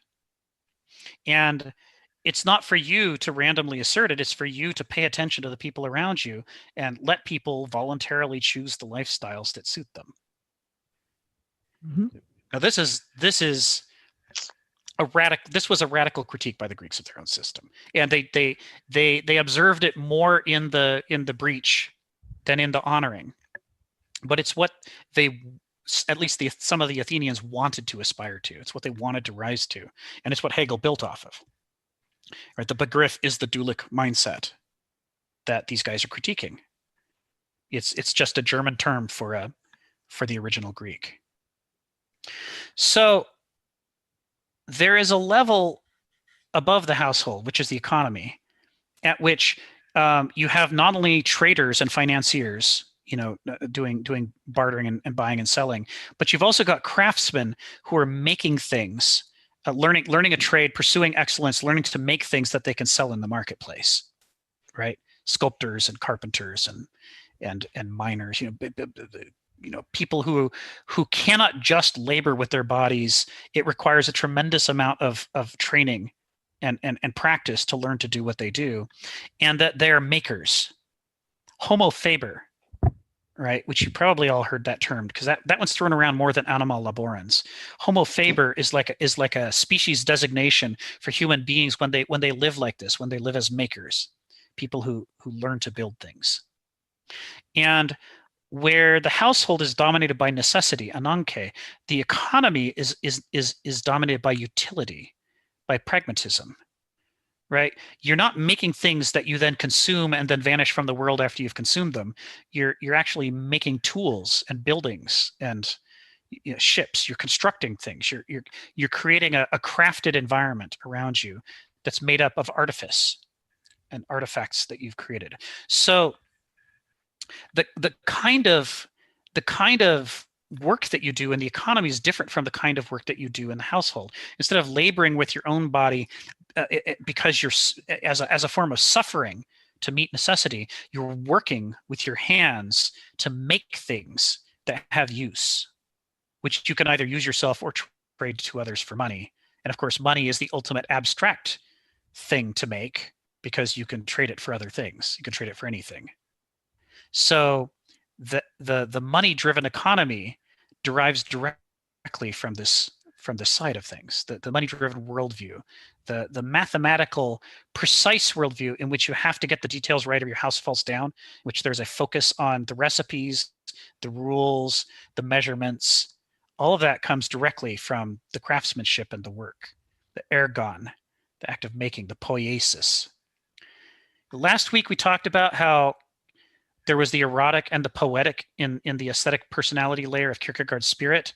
Poetic is derived from poiesis, not from poetry. Poetry is just another derivation of poiesis.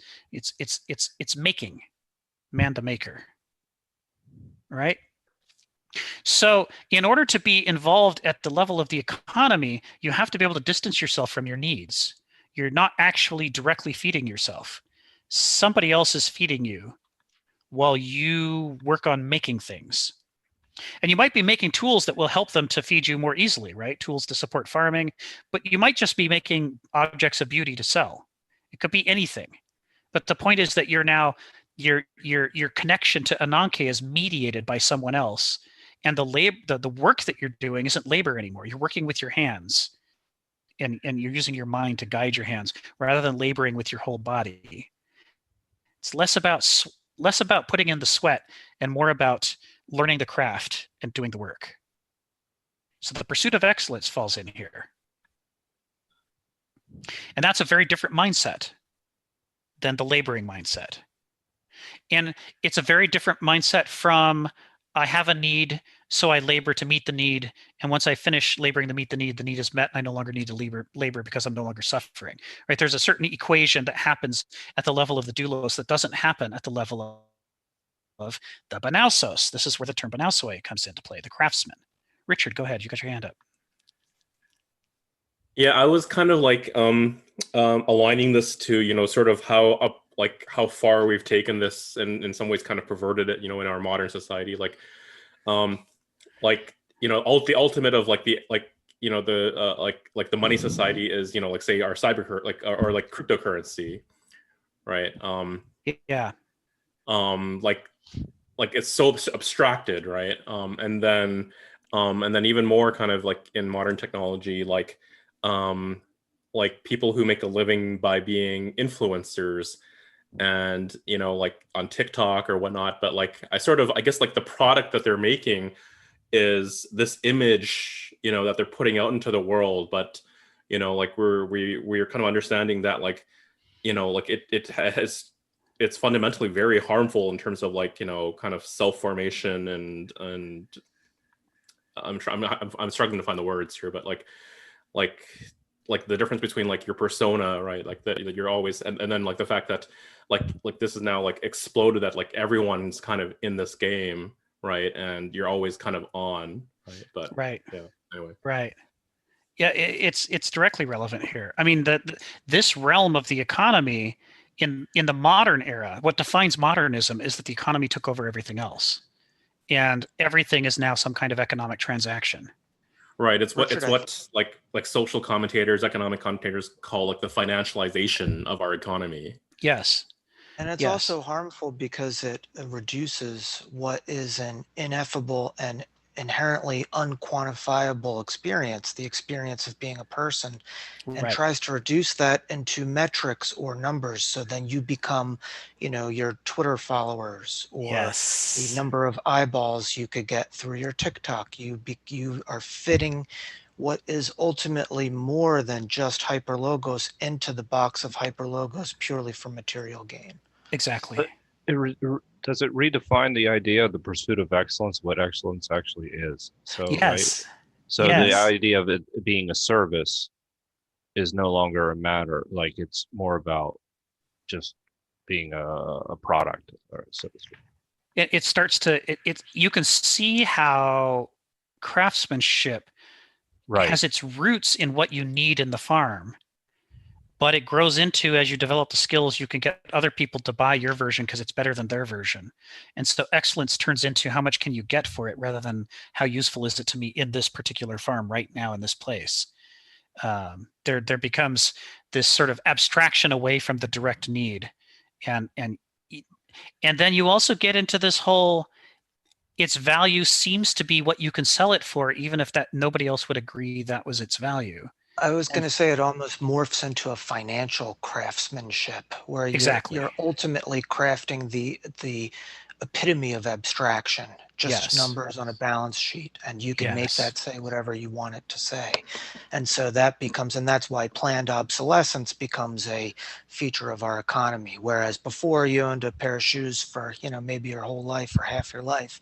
Now people are, pushed into this fast fashion or something that wears out in service of that hyper logos type of mentality.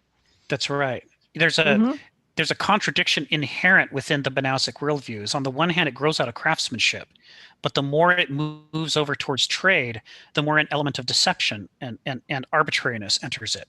If you can fool people persistently into buying an inferior product without there ever being a backlash, if you can figure out how to do that, then you're better. You make more money. Even though a craftsman in the next stall over might actually be objectively better than you in every measurable way, but he's not as much of a salesman. So his superior thing languishes and your inferior thing flourishes. And this is how, within the realm of the Banausoi, you can get an inversion of value, where the least valuable things start to become the most valuable things, and vice versa.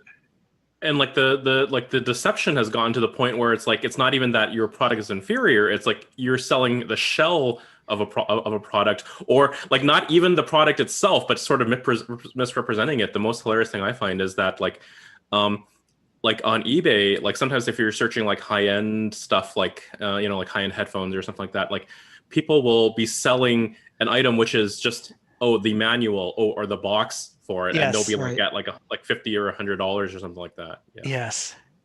Yes, without the actual thing. So that the tendency to become increasingly irreal is present in the nature of the economy. The agora is the realm, the marketplace where they work. Now, what's interesting is that the Greeks thought that the Banausoi, like the douloi, were absolutely not fit for politics, because they're too self-interested. Even though it's no longer driven by direct appetite, even though it's mediated through abstractions like money, it's still very much what you guys were just saying. It's like, well, why sell you a difficult to make, expensive, beautiful one if I can instead fool you into buying an inferior one that you think is better? The whole Brooklyn Bridge problem. And that tendency was so present even among the ancient Greeks that they're like, no way would we let one of those things vote. It's like, it's one thing to have them moving goods and services around or manufacturing things, but you put that level of deception in charge of politics, and you're going to end up with, well, of course they couldn't quite imagine the modern world, but if they could, they would have imagined the modern world, where what we call politics is actually Banauseia, right? A realm of deception and artificial abstractions. So the Greeks recognized that there were problems with the Banausoi, but that they shouldn't be allowed to vote. What they didn't recognize was what a danger the Banausoi represented. And some of the Banausic worldview was present among people who considered themselves to be the upper caste, like philosophers, who were their thinking was contaminated by Verstand, by Banausic perspectives, because they hadn't yet fully worked out what the Banausoi are. They could clearly see the douloi, and they thought they could clearly see themselves, but they only sort of half saw the Banausoi, and they didn't recognize it as a true third type of person. And so as a result, they were completely vulnerable to the rise of sophistry and the Banausoi. So the third and final stage of Arendt's human condition is the realm of the polity, which is the realm of the polis, the city-state. Now, the polis is the only fully public place. They saw the marketplace as only semi-public. People are still, looking out. They have self-interest. They're still trying to, mixed in with doing a good job is people trying to scam each other. That the public is the only non-shameful part of their civilization that can be fully public. And what makes it fully public is that, and this is where you get into the ideas of Jefferson and Washington and others who were imitating them. The idea was that if you have all of your needs, your biological needs met, and you have enough wealth to manage an estate, right? So you have the stuff that you have all the useful stuff you need, you have all the stuff you biologically need. Only then, and here's Maslow, right? Are you able to concentrate on higher goals like what would be good for everybody? Because if you're starving to death, you can't be thinking about what would be good for everybody as clearly as you can think about what would be good for me right now, which is I'd like an apple, please. Right? Your mind is like possessed by its needs until they've been met. And if you are still itching to prove yourself by climbing a social ladder, like, from apprentice to journeyman to craftsman in a craft, or to compete with others and see who can get the best deal for the same amount of rice, then you're still not ready to engage in politics, because you're going to be out trying to scam other people and beat them. The only way that you can have real politics is if those needs have basically been met, so that they free up your mind to be able to have some real estate to focus on something other than your psychological or biological needs. And so that was the definition of a free person in Athens. That Platonic. You'll see this hugely different from Sparta. In Sparta, there was an enormous population of slaves who were kept down by brutality and lived in miserable conditions, and the free people had to coerce them and be violent towards them. But in Athens, the only real difference was who got to vote and who didn't get to vote. The difference between slaves and free people was a lot less clear than that. And this is why I talked about before, when foreigners, like especially the Persians, would come to Athens and look around, they were angered by the fact that they couldn't figure out who the slaves were, because everybody pretty much looked the same as they walked around. Nobody had, obviously inferior clothing. Nobody had whip marks on their bodies or scars on their foreheads. There was nothing to single out the douloi or the banausoi as being an inferior caste. They just, the main thing that they couldn't do is they couldn't vote. They couldn't engage in the political activity, because the Athenians thought that was the thing that was beyond them, and so that was the only thing that was supposed to be kept from them. That Platonic dialogue, the Sophists.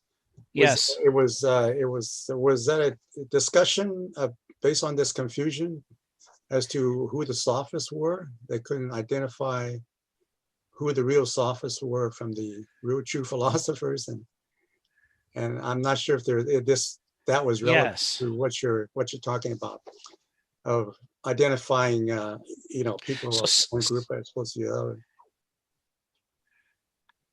The Sophists were the rise of a Verstand Banausic worldview that claimed that you don't need philosophy because they could teach you how to win an argument.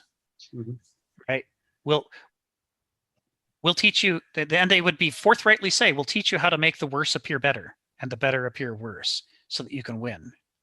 So it was a Banausic approach to philosophy. And Plato's exploring that in the Sophists. And when the Sophists were rising, they didn't quite see the significance. They sort of sensed something was wrong, but they didn't really see what all was about to happen to ancient Greece. But it's associated with a collapse in the ethics of politics in Athens, and a real rise of kind of greed and selfishness and overreach. An imperial mindset arose in Athens that put them into conflict with the other city-states, culminating in the Peloponnesian War and the horrid succession of other civil wars that followed, that were just the same thing between different pairs of city-states. It was supposed, the point of the polis, the point of the public political layer, the polity, was supposed to be that we don't have to duke it out to resolve our differences. Their whole thing was that they were horrified by the animal nature of the douloi and the banausoi. Direct animality of the douloi, who equals his appetites, and the weird, mediated, abstracted animalness of the banausos, who uses craftsmanship and intellect and reason and deceit in order to meet his needs indirectly. Those things, you can't build a civilization on those things. because they're ultimately too destructive. And at first, they're destructive to the people around you. If you're one of these things, though, you're destructive to the people around you because you're taking what you need from them instead of sharing it. You're too centered on yourself. But ultimately, it's self-destructive as well, because neither the dualic nor the Banausic worldview is complete enough to understand what it is. When they say Gnosis seauton at the Temple of Delphi, they're saying, the struggle to know yourself is one of the hardest things to do. And one of the ways that we know that is that in Athens, 2/3 of the people can't do it at all. And only 1/3 of them are really seriously trying. So they were like, the thing that allows us to have a civilization in which it's better than just, all warring on all, is that we create a culture in which the decisions about what is to be done are made by people who have, gotten some freedom from their animal desperation, or from their animal cunning in the case of Banausoi. That there's more to them than just an ego and a will trying to exercise itself in service to its emotions or its thoughts. So everything that they constructed, the whole justification for their political economy was based on the idea that they needed to create as large as possible a population of people who were competent to make decisions for the whole. And then that population would be equals. That was the theory in Athens, right? That they would deliberate. Nobody got to enforce themselves on the rest. There wasn't a tyrant after a certain point. There wasn't a tyrant who told everybody what to do, but there also weren't representatives. Everybody got together and they hashed it out together because they were equals and because they were all supposed to be free and capable of reason. And so they tried to use reasoning and persuasion to think through what they ought to do. And when everybody agreed, or enough of them agreed, that's what you did. That was the theory of the political structure. The sortition, the idea of sortition, essentially. Spell that out. Sortition, like the idea that it was a lottery system. Yes. Where people were selected as ways of making policy. So. Yeah. Everybody gets their turn, right? Right. So as a way of, it's a internal control against political corruption as well, and like kind of. Exactly. And so where it gets interesting is when you look at, what did they think was the mindset of the people that were capable of doing this? In other words, what mindset did you have to have before you should be allowed to do this? And they said, first of all, the kind of work you do is neither laboring with your body to overcome suffering, nor working and crafting to increase utility. Instead, you are acting and speaking. And they said action is only possible when it's free action. That any action that is a laboring to meet necessity is not a free action, and any action that is working, for the utility value is not a free action. The only thing that's a free action is when those needs have been met, and you're able to think about and talk about and like what would be good for everybody, not just for me. That's the realm of action, of praxis, is to make the decisions that lead to the actions as a whole, as a group that benefit everybody. And they called this the bios politikos, the political life. When Aristotle says man is a political animal, he's saying sub-political people aren't quite human. They're acting at an animal level. To be fully human, you have to be able to think beyond your needs and beyond what's useful to you, to think about what's good for everybody. And that level needs to exist, or else you can't have a society or a culture. Somebody needs to be doing that work, and that it should be a way of life. Later, the Romans would call it the vita activa, and you'll find both of those terms all over Arendt's book. She talks a lot about that. It's one of the major themes: is what is the kind of life that we can live where we're all involved in making decisions about how to accomplish what needs to be accomplished. And so, as a species name, she uses the term zoon politikon, political animal, right out of Aristotle, right? Or you could think it's homo politikon, but it's the political species. And that you're guided here by freedom from necessity and utility, which allows you to focus on the beautiful and the good, which are very specific things to the Greeks under this conception. They don't mean beauty like pretty, although they often got distracted by that. If you read the dialogues, you'll see there's a fair amount of time when they're like, they're trying to talk about the beautiful, like the Navajo walk in beauty, in harmony with the cosmos. How do you create a sustainable indigenous thing? And then along will walk some really beautiful guy And suddenly they're all talking about the beautiful guy because they're like, it was a common confusion among the Greeks between actual, literal beauty and the deeper harmonious beauty that the Dene or Navajo would talk about. But the goal was that deeper beauty. And it's because Aristotle said, one of the signs of sustainable living systems, whole organic systems, is that they have an elegance to them. They have a beauty in the way that they've harnessed their forces together to create something that survives and thrives and that fits within the larger picture at the same time that it's an individual on its own. It's like a paradox. How can you be part of a larger whole while also being your own thing? Well, nature does that all the time. Every animal is both its own thing and part of a larger ecosystem. Somehow it threads that needle. And yet it's a struggle for people to figure out how to have your own identity while also being part of a larger thing. And it's true also when we're designing our laws or our architecture or our societies. Can we achieve that beauty that comes that nature just seems to spill all over the place profligately as an intrinsic character? Can we do that deliberately, artificially ourselves and make viable societies that can survive? So that's what they mean by the beautiful. And the good is, easier. They mean something closer to what we mean by the good, by the agathos, the desirable. So these three realms are associated with three ways of life, which are associated with three mentalities, which are associated with three modes of thought, which takes us back to Hegel. You see the alignment, right? We've got Begriff and Verstand and Vernunft here. But she doesn't say either any of those three words anywhere in the human condition, not one of them. But she obviously means it because she talks about the douloi and the banauso. She doesn't talk about the aristoi, but she talks about everything else about it. She talks about the bios politikos and action, praxis and lexis. She talks about the polis and that cast. She just never actually hauls out the word aristos. But that's okay. Aristotle did it for us. And we know she's quoting Aristotle. We read the same work and we'll see just right after the sentence she quotes where she might be talking about the douloi and banausoi is the sentence she doesn't quote where he talks about the aristoi. So this is how we put the whole thing together, is we can see the pieces that she's laid out. We can see the terms that she's left out. We find in Aristotle the missing pieces and plug them back in. And we can see again how they also line up in Hegel. And Hegel's doing the same thing with Heraclitus and Aristotle, pulling off the same sources to create a theory of the mind that corresponds to what Arendt's doing here with the theory of society and the structure of how we live. This was Kenneth Smith's starting point for his philosophy, is pulling all these guys together and then trying to apply it to the modern world. So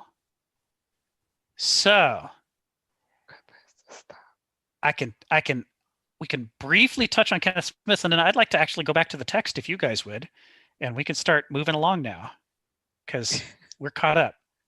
This is the background that he's taking for granted. So here, his human natures are based on douloi, banausoi, and aristoi. And he associates them with different modes of thought. No, he talks a lot about noesis versus gnosis. The very next section of the essay that we were about to get into is gnosis and noesis, right? So this is why I wanted to come back and take a couple of weeks, last week and this week, to do this walkthrough, because this is how gnosis and noesis are related to all these other ideas of the mind, the personality, the culture, the modes of the economy, and of course, epochs of history derives out of this too. So now, just like Hannah Arendt never talks about aristoi, that's the one she doesn't quote, even though she describes them. She doesn't quote the word. Kenneth Smith talks a lot about gnosis versus noesis, but he never quotes aesthesis, which is where we get aesthetics from, right? So Kierkegaard's aesthetic personality, aesthesis. And I might not be using the right word here because Kenneth doesn't use this word. Kenneth doesn't use any word for this spot, for this mode of thought, the mode of thought of douloi. He instead talks about gnosis as though it covers both of these grounds. And the doulos is engaged in a naive form of gnosis, and Aristos is engaged in a sophisticated form of Gnosis. And you could see that with Begriff versus Verstand, in that Vernunft involves pulling the two together and using them both. And so, if Noesis corresponds to Verstand and Gnosis corresponds to Vernunft, then there is some other thing that the douloi are doing that corresponds to Begriff, right? The naive form of what would become Vernunft. And so I spent some time searching this last week. I found a reference in Nietzsche to aesthesis in one of the places where he was contrasting with Gnosis and Noesis. And I liked the lineup with aesthesis from Kierkegaard. So I looked up the Greek terminology and borrowed it here. It might not be the right word. It's not one that Kenneth uses, but he needs a word here so that I can explain this. I'll poke him with this later and see if he wants to substitute a different one. But this at least gets us in the ballpark, right? We're talking about the perceptive, feeling, immersive, immediate, concrete, particular mode of thought that is associated with douloi. And then the abstract, intellectual, distance from oneself mode of thought that is Noesis, that culminates in Gnosis, which is why the Oracle at Delphi says Gnosis seauton. It doesn't say, noeson seauton. It doesn't say know yourself abstractly. It says know yourself in a way that pulls together concrete understanding and abstract understanding into a whole. Understand yourself holistically at both the dimension of being immersed in the experience of yourself, but also at the level of being able to separate yourself and look at yourself from the outside, both at the same time. That's what the Oracle at Delphi is telling us to do. And of course, that's completely untranslatable into English, right? It's only 2 words in Greek. But we can do the yourself, but we really can't. We just don't have a word for what they meant by know. And so instead of faithfully translating the instruction of the gods to English speakers, we instead present them with a misleading riddle that they're likely almost certain to misunderstand. Because if you know yourself noetically, you don't know yourself at all in the way that they meant. And noetic knowing is the kind of knowing that we train people to do in modern culture. That's what academia is for. That's what our whole system is, to train you to think abstractively. And so, our natural impulse as moderns when we try to know ourselves is to do exactly what the Oracle at Delphi didn't want us to do. That's what I mean. It's like the language is full of traps. It's almost like the legal term attractive nuisance, You leave an old rundown swimming pool with no walls or fence around it and a broken diving board, and you just know the kids are going to go jump off of it because it looks like fun. Of course they're going to go there, and of course some of them are going to drown. It's like it's a trap just waiting to happen. And that's what happens when we translate Gnosis seauton as know thyself. It's a trap. So, you with me so far on this? Does this sort of make sense? You could see how this is a cross between Arendt and Hegel. Yes. Why do I have logos sitting over here? This is an unfinished product. I'm not quite done here. But as I scroll down to the next part, you'll see where I was going with this. This series of essays is about mythos and logos. So now with all of that as our background, we can sort of get at what he means by mythos and logos. I'm going to scroll over here so we can get all the text. Now, I haven't built the stack for logos culture, but I've built the stack for mythos culture. And we can infer what these are by analogy. So what makes mythos culture is that the laws of the culture, the nomos, are not derived artificially. They're derived naturally from the state of nature, from human nature, and from the rules of the nature of the cosmos around us. What makes a logos culture what it is that the nomos of the culture, the laws of the culture, do not derive from reality. They derive from our ideas about reality. And this is why Kenneth Smith makes the distinction between actuality, which is how the cosmos actually is, and the many realities that each of us carry in our many heads. Right? I don't know how many of us are on this call, but if there are 20 of us on this call, we'd have 20 realities. But there's only one actuality that we share in common. So the danger of Verstand is that it's taking its understanding of the world not from actuality, but from reality. It's what we think. It's how we reason. It's our systems. It's our logic. It's what we've learned. It's what we've become expert at, right?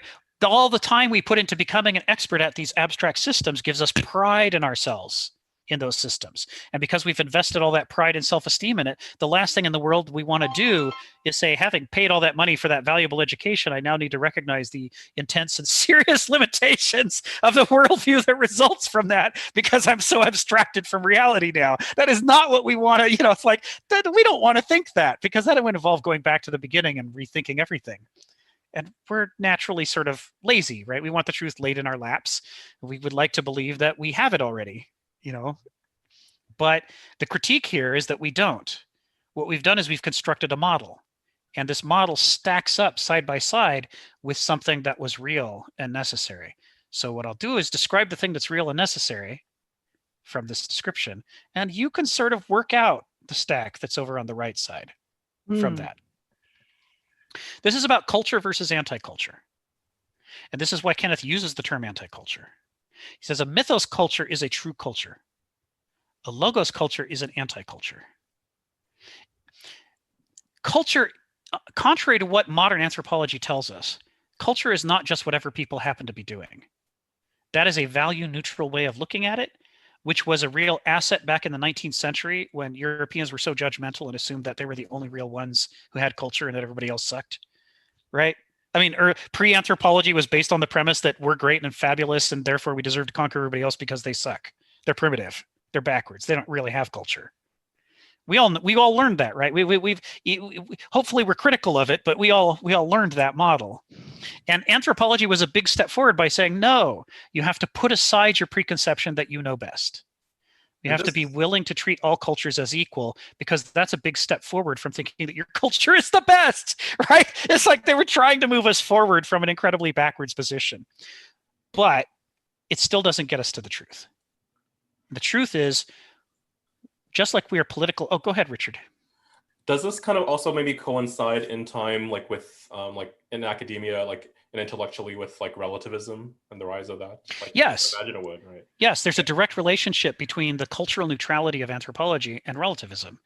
And of course, relativism is related to nihilism. There's the reason that moderns learned how to do that kind of anthropology is because it's a small step to go to nothing really matters. That comes naturally to us. There's a nihilism at the foundation of modernism for like 1,000 reasons, but not least because we're so Verstand oriented.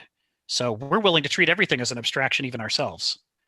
But that's logos culture. That's what Kenneth calls an anti-culture. It's not, Aristotle went halfway here when he said man is a political animal. A modern formulation is that man is a cultural animal. Because of the instincts that we're missing, we are not complete without a culture. There's no such thing as the survivalist individual who is a whole human being unto himself. That's a modernist fantasy, like Ayn Randian fantasy. That Robinson Crusoe. Right? So what we need a culture. And the reason we need a culture is because when we're born and we start imbibing all of these assumptions and worldviews, we're not yet thinking rationally. So what is the state of begriff that we inherit from our parents and the people around us before we begin reasoning? If we inherit a healthy begriff, then we're like already halfway to victory by the time we start engaging in Verstand, right? Because then the assumptions that we're building off of are going to be healthy assumptions that lead us to understand ourselves and the world better and to creating a better culture. But if we have an unhealthy begriff culture, and out of the bat, we come out with all kinds of ideas of, radical individualism and that nothing really matters unless we say it does, and on and on, all the flaws of the modernist era. Then by the time we start engaging in Verstand, we're already halfway to being seriously extreme forms of Apollonian, ultra Verstand, right? Because we're already used to abstraction, we're already used to mediation, we're already detached from reality and detached from ourselves. It's a much shorter journey to go the rest of the way into the mechanical world order of the ultra Verstand person.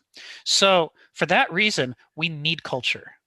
We need culture to make us healthy. We need culture to bind us together, and more importantly, to bind us into the realm of nature so that we're in harmony with what we need and not in opposition to it. Right? Koyaanisqatsi, life out of balance. If our life is out of balance with our actual needs around in the world, then we are living a self-destructive mode of life, as modernism is demonstrating over and over. So we need a culture. There's going to be something that serves as a culture, and it can either be something that plugs us well into nature, or it can be something that plugs us badly into nature, sets us into opposition. And that's a disaster, because as Kafka said, in the contest between yourself and the world, back the world, right? Mm-hmm. We are tiny little fragile things on a spinning ball hurtling through the cosmos. We are not great gods of creation who are able to just make things the way that we want them. We really need to be aligned with the way the world actually works and what's actually important. And if we are in too much doubt about the idea that there is actual meaning, if we start thinking that meaning is whatever we say it is and values are whatever we say they are, then we're inclined to make a culture that's disengaged from reality and could be anything, including something that makes us counter-evolutionary, counter-adaptive, more likely to fail. That's the risk. That's what's at stake in the question of mythos and logos and culture versus anti-culture. And it's why he uses the term anti-culture. He says if you're not willing to describe some things as anti-cultures, then you're not willing to take an interest in whether you survive or not. In whether people survive, in whether species survive, and whether we're a going concern. You have to take a stand. The neutrality, the professionalism, the abstract, oh, I don't want to get involved in those subjective things. Oh, it's just a matter of taste and I don't want to go there. I want to stick to the facts. All of that is ultra-Verstand culture, which ultimately is deeply self-destructive and unrealistic. It's based on the idea that it's possible to survive without knowing what matters and paying attention to what matters. Mm-hmm. That there have to be some things that we pay attention to together so that some people aren't working to destroy our healthcare system, for example, while other people are desperately in need of health. Right? I mean, what we see in the modern American healthcare system is what happens when we disengage from the truth of the world around us and start focusing on abstract goals like how much money did I make? So that's core to the Greek conception of human nature and human culture. Everything about this stack is based on that idea. So let's start at the beginning. This is my little attempt at a nutshell of the Greek worldview. The Greek word for nature is phusis, which means becoming. The Greeks didn't think nature was a thing. They thought it was an all-encompassing process. It was many, many, many processes that all wove together to create the whole that we perceive around us. What we think of as a space full of things in a Newtonian or modernist perspective is nothing of the sort. It's actually a bunch of processes at work, interacting with each other. And through their interactions, they're generating the things that we think make up the universe. A tree is not just sitting there as some kind of platonic object. It arose from a seed. And even the seed arose from somewhere. And that arose from somewhere. There is a genealogy of creation going on around us all the time. And that process is close to the fundamental nature of what nature is. Right? It's not just the idea of a universe implies a space in a Newtonian sense. It's a space where everything is collected. It's a big set. But that's a very counter-Greek idea. To the Greeks, the space is a lot less important than the fact that all these processes are going on and they're making everything bud and unfold around us. So nature is an organism, right? All these forces are harnessed together into conflicts that generate the things that we see in holistic, sustainable ways. And no matter where you look, it's like a big fractal organism, because no matter how big a scale you look at or how small a scale you look at, you find once again forces in opposition harnessed together, creating the phenomena that we see and the behavior that we see. It's a holon. It's a complete whole thing that's a living system. And it doesn't mean it's like a cat. It doesn't mean it's like it's got a name and an identity and it's thinking and where it sells. Nothing so literalistic. They mean it has that biological form of organization to it. It's not just a machine full of parts.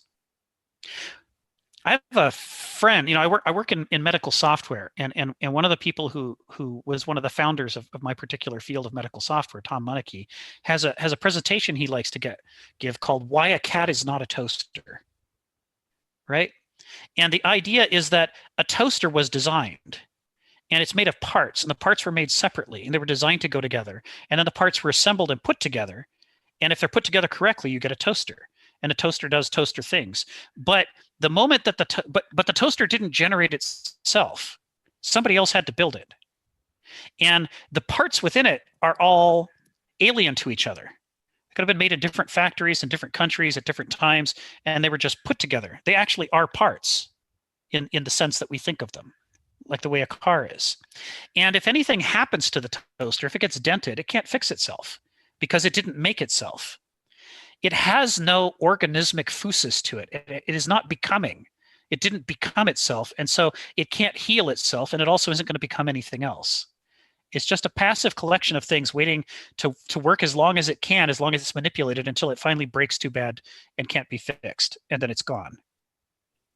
This is the mechanical Verstand perspective on order and organization.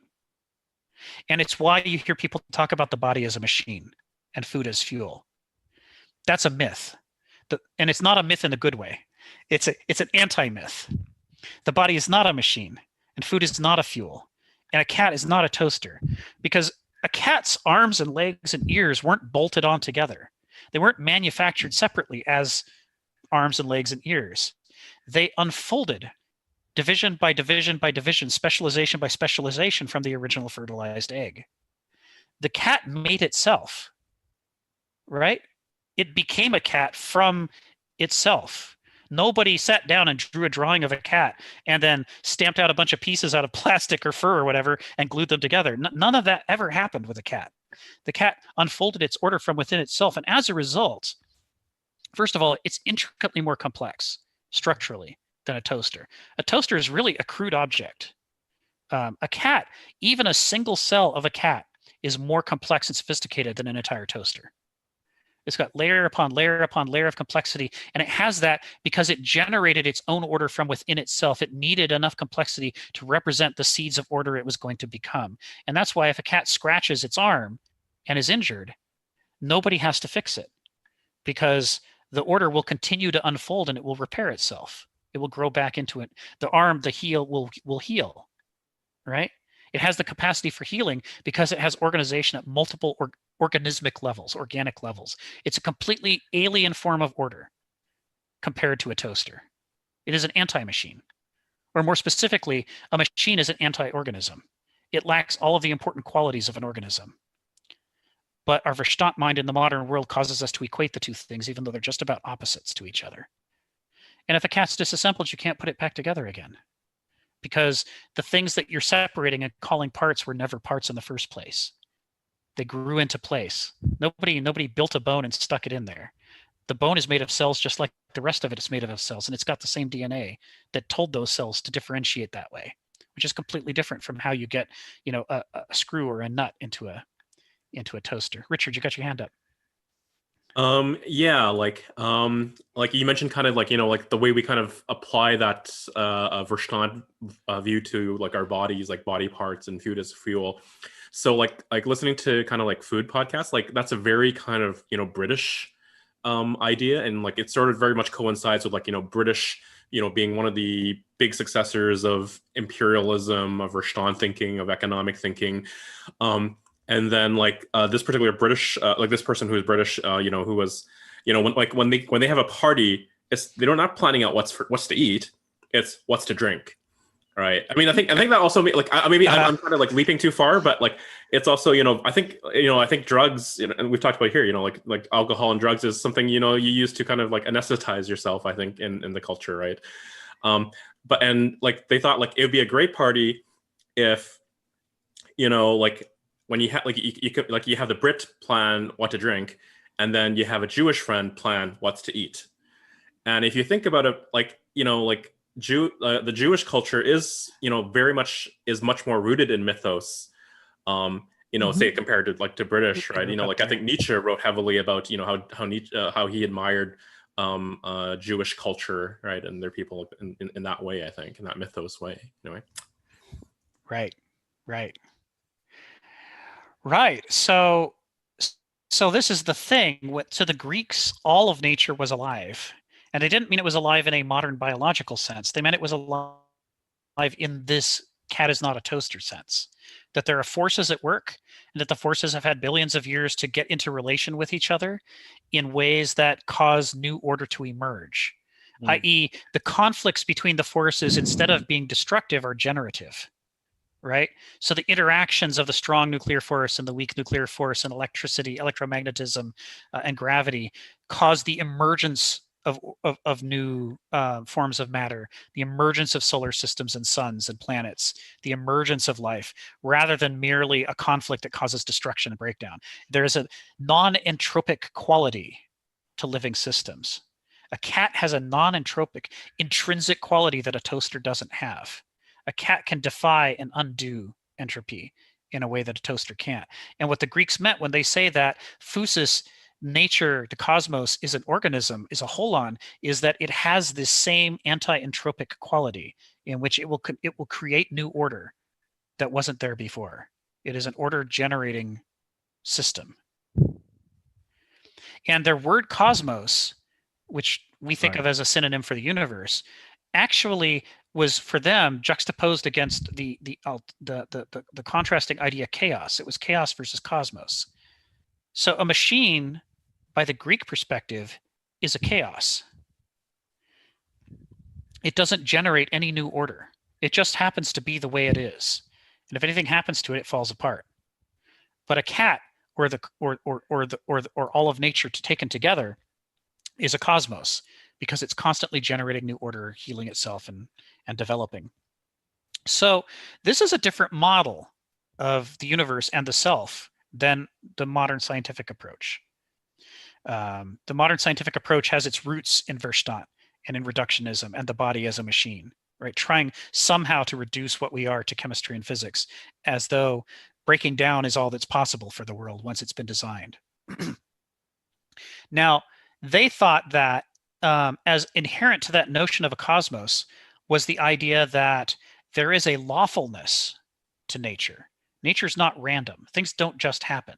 Instead, these deep underlying principles unfold and unfold and unfold new organismic order within them, new animals, new ecosystems, new rivers, kind of new self-sustaining things emerge naturally as a result of nature doing what it's doing. And that they're following some kind of deep hidden law that's not immediately visible to us. And Heraclitus called that the logos with capital L. You know, he was writing in all caps, but if we translate it, we have to translate it with a capital L, not a lowercase logos. This is not the logos of logos culture. This is the logos that logos culture claims to represent. This is the original logos culture. This is logos, the culture of physis, of nature, the culture of all animals and all plants and solar systems and everything that's in the universe. What it does, how it follows a law, a set of laws that it's our job to try to figure out and understand and study. So the general shape of the law is not a set of Verstand style rules, but instead it's collections of generative principles in conflict with each other, each of which has its own vectors or directions that it's pushing. And it's when the vectors come together that we get a new direction. And that's what dialectics are based on, right? Thesis, antithesis, synthesis is based on this old Greek Heraclitean idea that the order and lawfulness of the universe we see is the result of the intersections of these vectors creating new directions.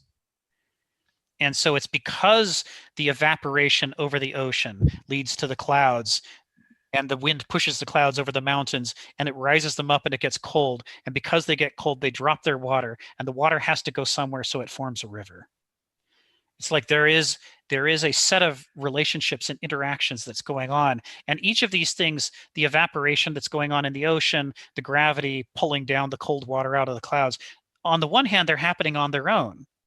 Each is their own generative principle, but they interact with each other. And the interactions force reality into the shape that it has, because that's the way that the processes of reality can resolve the conflicts within them. Just like I draw back the arrow, I let go, and the arrow flies because of the forces that have been harnessed by the wood and the string of the bow. Says that's the model for everything that's happening. And so if you want to understand the logos of physis, if you want to know how the world works, you have to look at those those generative principles, those deep invisible generative principles that make everything happen. And he called those archai. And that's why there's archaic Greeks, because the archaic Greeks were the stage of Greek culture that was closer to the formative archai that generated Greek culture. The classical Greeks are a little bit degenerate by comparison with the archaic Greeks. They knew more, but they were further away from the energy of their formative principles. So what the Greeks thought, in the archaic Greeks thought, is that if you want to build a culture, you have to study physis, study its logos, and identify its archai. And the only way you can do that is with Gnosis. You can't do it with Noesis. Noesis is going to lead you too far astray.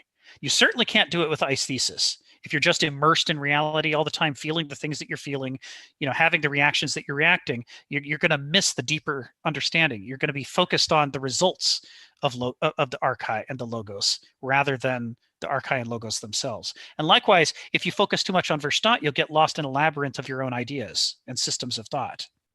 That what you need is this tasteful mix. And they use the word taste, saphos, to taste. The verb to taste, sapere, is related to sophos, wisdom.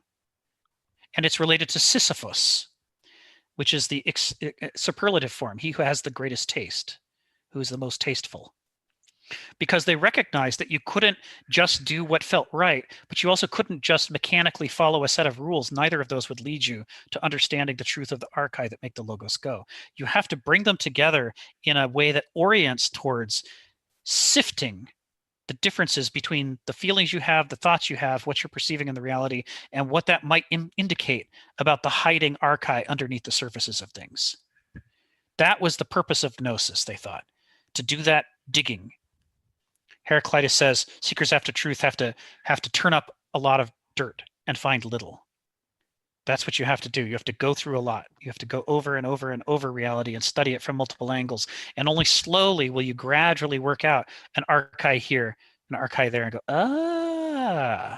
this is part of what's the hidden harmony. Nature loves to hide, he said. The hidden harmony that makes things go is this archai underneath the logos, these archai underneath the logos. And as you identify them, that's what you need to build your culture around, because those are the forces that determine your life, right? That's how you know if you can feed yourself and clothe yourself, how you can survive, how you can pass on a culture to somebody else. You study what these archai are and their limitations and their demands upon us, and you structure a culture in such a way that it meets those demands. And that way you're not fighting against the world. This is what Mythos culture is based on, this idea that you have to relate to the world in that way. And of course, they also thought that physis is not just outside of us, it's inside of us.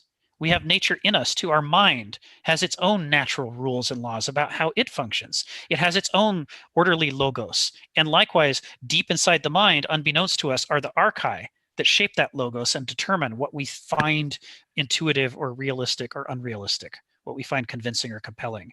There are archai of the mind. And so you have to study human nature as well as you study external nature. And the intersection of those two. And this is where we get to, finally, after hours of talking, right? After weeks of talking about this is where we get to the crux of the thing.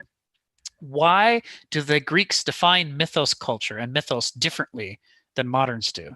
Because the purpose of mythos is to bring together the intersection of what you need to know about the cosmos around us with what you need to know about the cosmos inside your head, explained in a way that it's accessible to and persuasive to a human being.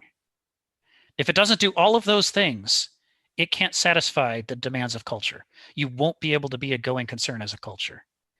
You need to come up with these potent stories that when people hear them, they're unforgettable. And the thing that they remember sets a pattern that will help them to align themselves into the world better and to understand their place in the world and the limits and liabilities of their own thinking better. And if it can do those things, then it can act like a formative principle inside of a human culture and help to organize the human culture in ways that are sustainable. So it's a way of engaging with the unknown. Yes. Okay. It's trying to bring things that are extremely difficult to understand into a form that even a child can at least partly understand, so that everybody gets it, so that we have it in common. And so the kind of laws you build for your culture out of a mythos system is totally different from the kind of nomos or laws for your culture that you build abstractly from your ideas about what people are like. Like the way that we design our economy in the modern world has nothing to do with physis, logos, archai, gnosis, mythos. It's none of that. It's instead based on these weird abstractions like the reasonable person theory in law or enlightened self-interest in the economy. Neither of which. Or Go ahead. Homo economicus, which is like, from economics. There's Yeah, go ahead, Richard. Do you know Homo economicus? Yes. Yeah, it's so farcical, right? But that's how classic Econ 101 is taught. Yeah. Yes. Always the rational, self-interested, maximizer, right? And nobody like that actually exists. Yeah. So what's happening is, but to a Noetic person, someone who's involved in Verstand, a Banausos, who lives his life immersed in his world of ideas that he has mastered and memorized and climbed to the top of the social hierarchy with, it doesn't make sense to draw your ideas about the law from anywhere else. Well, and in economics, the big reason why they went to this model of a person like Homo economicus is so that they could mathematize it. Exactly. Otherwise, the math would be too complex. Exactly. Yeah. To a Banausos,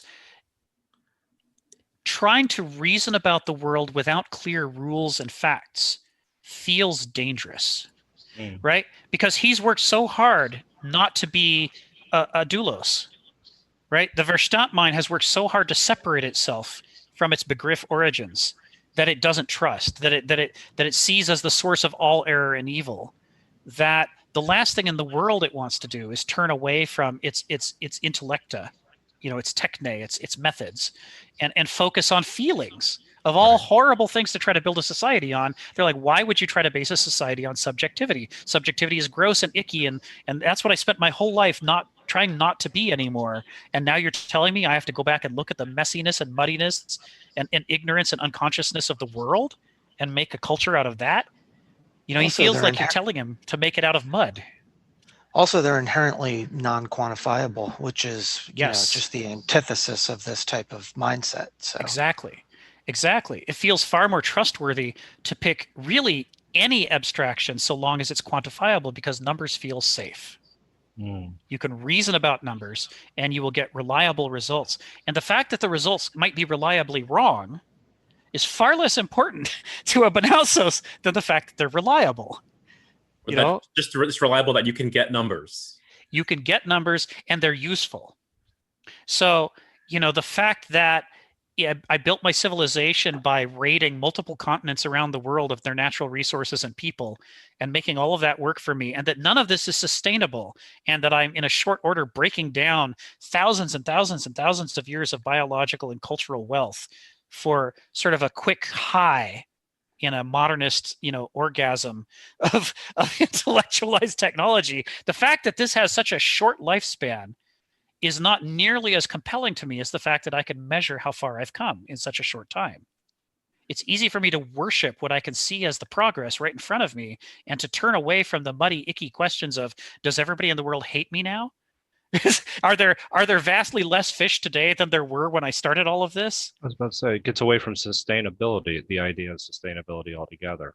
Yes. And it must do so because it is by its nature abstract. So there's no room for sustainability in this mindset. It must continue to grow. It's growth at all costs. That's right. That is the nature of the mindset, and that's why we're seeing such perverse impact. I mean, the thing that happens when you engage in noetic thinking is that the immediate rules and facts and premises of how you're supposed to reason loom large. It's very hard to ignore them. And if you think about that in economic terms, suppose that you come up with a model for long-term sustainable clothing, where it doesn't exploit anybody and it doesn't destroy the ecosystem. In fact, maybe the ecosystem improves, and people's freedom, their autonomy, their ability to be a part of their culture and their rights all improve, but it costs you money to do it. And you're competing against somebody who's running sweatshops that dump all of the toxic chemicals into a river somewhere. That guy's going to beat you. because he's making twice as much money per shirt as you are. And so the bad but useful methodology beats out the good but less immediately useful methodology. This is what happens in a Verstand-Banausic system. So it doesn't take into account to the whole, essentially, the whole system, because it only takes into account the specific need within a particular moment in time. Yes. So then that's where it doesn't relate to sustainability within that. Like, that's how economics basically explains that away by calling it an externality. So Externalities. That's the magic explain word. It away completely. Oh, that's just a negative externality, and that's right. So, yep, nothing we to can see put here. It in that box. Exactly. So the real cost is actually not even shown. Right. The idea it goes off the spreadsheet. It goes off. Okay. Yeah, you see this frequently. There's a recipe for describing this that's called private profits but public costs. Right. Where it's the shell game of the fact that, I've now poisoned the Mississippi River for the next 2,000 years. Well, I don't have to pay for that because I don't live in Mississippi, right? Somebody else has to deal with that. It's not part of my spreadsheets. And it doesn't factor into my number, so it's basically there's no it's not an issue. It's like it doesn't exist. Or even worse, like we see this with car manufacturers, it does factor into their numbers, and they make a decision to go ahead with it anyway because the cost of cleaning it up is greater than the cost of litigating it. So they'll just pay a settlement and move on. Yep, that's right. And to make sure that happens, they will take over the political system and control the laws to make sure the laws allow them to do that. It is an imperative to Banausoi to take over the legal system and ensure that they cannot be held accountable for those off the books costs. Because if they don't do that, they go out of business. Right. That's their choice. I either corrupt politics or I go out of business. So they do it. They have to do it. It's not because they're evil. It's because within the Verstand worldview, their literal survival depends upon it. But it's not a real survival. It's a survival inside a reality that's abstract. And the fact that it becomes more real than the actual world to them and pressing. Like this is exactly what political philosopher Sheldon Wolin called managed democracy or inverted totalitarianism, where as opposed to having some sort of external force, by some sort of coup, take over the levers of power, you still maintain this facade, of democracy, and you go through the motions of voting and stuff. And like corporations, like they pretend to have fealty, to democracy. I mean, how often have we equated the American way, like democracy and capitalism, have somehow been conflated together, right? But in reality, like the levers of power have been, taken over by Banausoi, by the corporate interests. So this is where it gets really interesting, because now this arose during the Greeks. Like we said last week, during the period when the Greeks were writing everything down, they were actually still finishing the transition from a mythos culture to a logos culture. Ultra Apollonianism, the belief that logic and reason were the only way to go, this was displacing the older archaic model, in which there were less clear formal rules, but more of a focus on the archai, right? So they're writing all this down as they're making this transition. And it means that they're not as purified as we are about Apollonianism, because they're emerging from mythos culture. They're emerging from their Dionysianism. They're still trailing all of these glorious trailers of mythos behind them, even when they're engaging in logos. So Plato is making up stories, right? Like the cave. He's telling tales and telling stories to try to use mythos techniques to impart a logos philosophy, to justify a logos culture. Sophists are doing the same thing. Everybody who's engaging in the logos culture and in the project of logosifying their culture, they know they're doing it. They don't understand the long-term consequences because they're doing it now and they haven't had any long-term. But they're using enough terminology to be clear about what they're doing that we can actually read them and see that they're saying, oh yes, I'm totally doing this thing. Like a sophist saying, I mean, the charming naivete of a sophist saying, I will totally teach you how to lie convincingly. Whereas in the modern era, all the sophists are more sophisticated than that. Sophisticated derived from sophist, by the way. They're more sophisticated than that, and they're all busy telling you, "Oh no, I'm totally telling you the truth. I would never lie to you." Right? And the Modern problem is advertising never says I'm totally lying. most of them believe their own lies because they're Yeah. so stuck in the logos cult like mindset. Well, and because they can be more successful if they believe their own lies, Yeah, because they're it's more not- persuasive. Because if Right. somebody doesn't believe a word they're saying, you can read it off of them a certain amount of the time.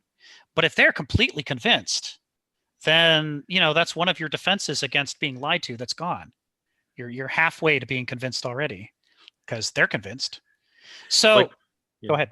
Like the troll farms in Russia, Yeah. they're not successful by basically just throwing out all sorts of outlandish things back to back to back. They have to tell you stuff that's true. Yeah. And then they mix in, and then slowly it creeps, and then they start to divert you, like towards what like the lies that they're trying to push. This is That's the why way. in Go ahead. That's why in propaganda, some of the most successful propaganda uses the lie of omission. Yes. That it doesn't outright lie, but that it Right. omits a central truth, and that. Yep. Yeah, that's exactly right. Interesting. It's far more effective to use the truth, and that's why what you see is that in Verstand approaches, in logos cultures, they're very interested in facts that they can take out of context and put into a new structure that seems to reinforce the premise that they're trying to sell you. Right? They'll tell you they're reality based, and they are in fact harvesting reality relentlessly, but they're harvesting it selectively. The thing that they do, the thing that you do with Noesis that you don't do with Gnosis, is that you cherry pick, viciously cherry pick, until you can create the exact opposite of the truth, but it's all backed up by facts, right? They're all around you. And you have these beautiful lines of rigorous reasoning connecting the facts together into a persuasive looking whole that fools the listener's Verstand mind into buying the premise. After all, look at my facts. I can prove that what I'm saying is true. But an Aristos who engages in Gnosis knows better than that, because he knows that what you have to pay attention to is what hasn't been said, to the unknown, to all the facts that were excluded. This is why we talk about Gnosis as being more Dionysian, even though it is both Dionysian and Apollonian. By comparison with Verstand, it seems entirely Dionysian. It seems completely alien, because it's refusing to ignore the unconscious, the mysterious, the unknown, and the inconvenient. It's drawing them all back in and saying, you have to pay attention to the excluded middle, to the things we haven't been talking about. You haven't achieved a representation of Phusis and the Logos and the Archai until you can account for those things that are inconvenient to your theory. So, and because there aren't any clear rules for how to do that, there's a lot of appealing to taste and to just, does it feel like we got everything, or does it feel like we might have excluded something? When you engage in heuristic behavior, there is this was something that Kenneth talked about when I talked to him last Sunday. There is this childlike quality to Aristoi. Banausoi can make themselves seem more adult and professional, because look at all their rules and certificates, and look at all the social ladders they climbed. But by questioning that, Aristoi make themselves seem a little less professional, and by constantly appealing to the unknown and the unconscious and to their feelings, that disgusting thing that Banausoi don't want to acknowledge, they seem childish. They seem more like Douloi. And so it's easy for a Banausos to lump Aristoi in with Douloi and say, those are just emotive types. We're the rational ones. And this is why Aristoi in a modernist ultra-Apollonian culture find themselves stuck on the horns of a dilemma. They, on the one hand, can either mimic Banausoi and climb the social ladder at the cost of being deeply dissatisfied internally, because they're alienated from themselves and from the world. Or they can embrace the Doulic lifestyles, in which case, they're not reaping any of the rewards associated with making these deep innovations and insights into the world. It's like you can live as a philosophy in poverty, but you can't live as a philosopher in wealth, because the only way to get the wealth is to appeal to the Banausic worldview. And to do that, you have to betray what makes philosophy philosophy. So logos culture, you have to put the logos has to be lowercase l, and it has to be in quotes, because it is It is the Banausic claim to be accurately representing the capital L logos of the actual cosmos of phusis itself. It might as well be calling itself God culture. It's claiming to have perfectly represented what needs to be represented. And in this, what we see, to finish something we talked about 2 hours ago, in this, we see the way in which, and I'm going to scroll back up to here. In this, we see the way, remember that we said that the Begriff mentality is obviously subjective, but it's subjective about objectivity because it's concretely tied to reality. You really did feel that dirt. You really did make that pot with your fingers. It's very tangible and concrete. So the paradox of Begriff is, even though it is a subjective way of interacting with the world, it is interacting with the objective world as closely as possible. Even when it's quote unquote completely subjective, which Banausoy are disgusted by, even when you're just talking about this makes me angry, I hate this, you are close to your subjective experience and reporting it correctly. Probably that really is what you're feeling. Probably you really do want that thing. Whether it's good or bad, you're probably accurately representing it. One of the great dilemmas for people who over-intellectualize and get too much into Verstand thinking is that they abstract not just from the world, but from themselves. They often need therapy because they don't actually know what they want. There is this disconnect. And as a result of a disconnect, it's very easy for them to live a life in which they're not actually satisfying the things that they care most about internally. They're satisfying what they think they care about, the model of themselves that they've built, the Verstand being for itself model. But they may not be satisfying at all the actual deep underlying animal. They might be miserable while they're successful. And it can take therapy to reconnect a Verstand person with their emotions. To realize, a classic Verstand thing to say is, I'm not angry. It's like the therapist is like, oh? Did you hear yourself just then? Or are you so stuck in your head that all you could hear was the intellectual content that you deny that you're angry because you don't think you should be angry, even while you're obviously exhibiting anger? You're so disconnected from yourself, you can be experiencing profound anger and not feel it. So this is what I mean about the concreteness of the Begriff experience. Is they are the slaves of all that stuff, yes, but they're also connected to that stuff, which means it's harder for them to lose touch of it. The Verstand can lose touch with his own needs and desires just as much as he can lose touch with reality in creating his beautiful system of forms and logic and reason and laws and economies and technologies. And so as a result, in the same way that Begriff is a highly subjective mode of thought about objective reality, Verstand is a highly objectified mode of thought, but it's about a subjective reality that doesn't actually exist. It's when you've manufactured through your processes of reason.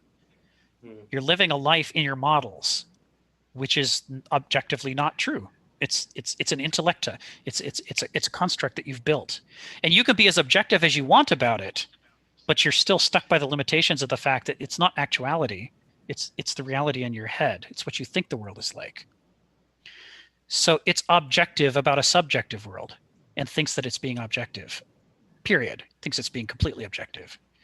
It misunderstands that because it's being objective about the wrong thing, it's lost touch with reality and is therefore no more absolutely objective than the Begriff mindset is.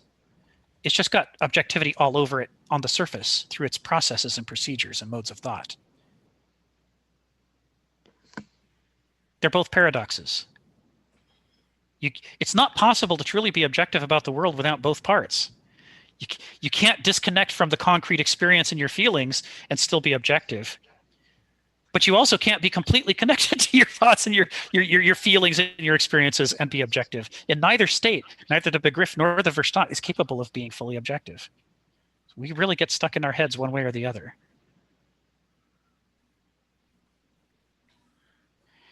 So this is the point of mythos culture, is to give us potent, as easy as possible stories and characters that we can all share and talk about and go back to over and over as reference points that can remind us of these twin traps of the mind and the various problems that they lead to, and remind us of the deeper reality that's outside of us that we should be paying attention to and privileging above our own feelings on the one hand and our own thoughts on the other. And if it isn't doing that, it's not a true myth. It's some kind of anti-myth or quasi-myth or pseudo-myth. So you see, the result of all of this is, in order to get this clear understanding of our relationship to the world and to our own mind and each other, we end up having to redefine mind, world, human, thought. It's like myth. All of these core terms that we were trying to think with were already inflected by Verstand to ensure that no matter how much we thought with them, we would end up with some conclusion that was satisfactory to Verstand itself. It's not possible to use, as Gandalf says of Sauron, it's not possible to use the enemy's tools without being caught up within his mindset. Right? When he talks about the Palantir and what happened to Denethor, because he's gazing into the Palantir, trying to become wise by seeing what's happening in the world, but he's seeing through the lens of Sauron. And so, as Einstein said, you can't solve a problem with the same thinking that created it. That's right. That's right. And the great danger of the Verstand mindset is that you think that you're objective, so you think that your tools are not warping your perception of reality. So you think if you think more, you'll arrive at better conclusions. Whereas in fact, you'll just dig yourself deeper into Verstand and farther away from, the begriff roots that you've lost touch with.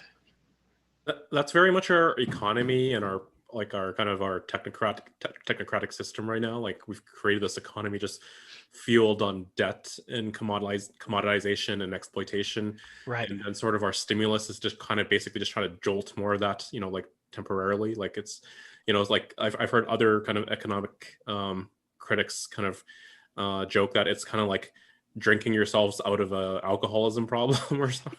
Yes. Yeah. Yes.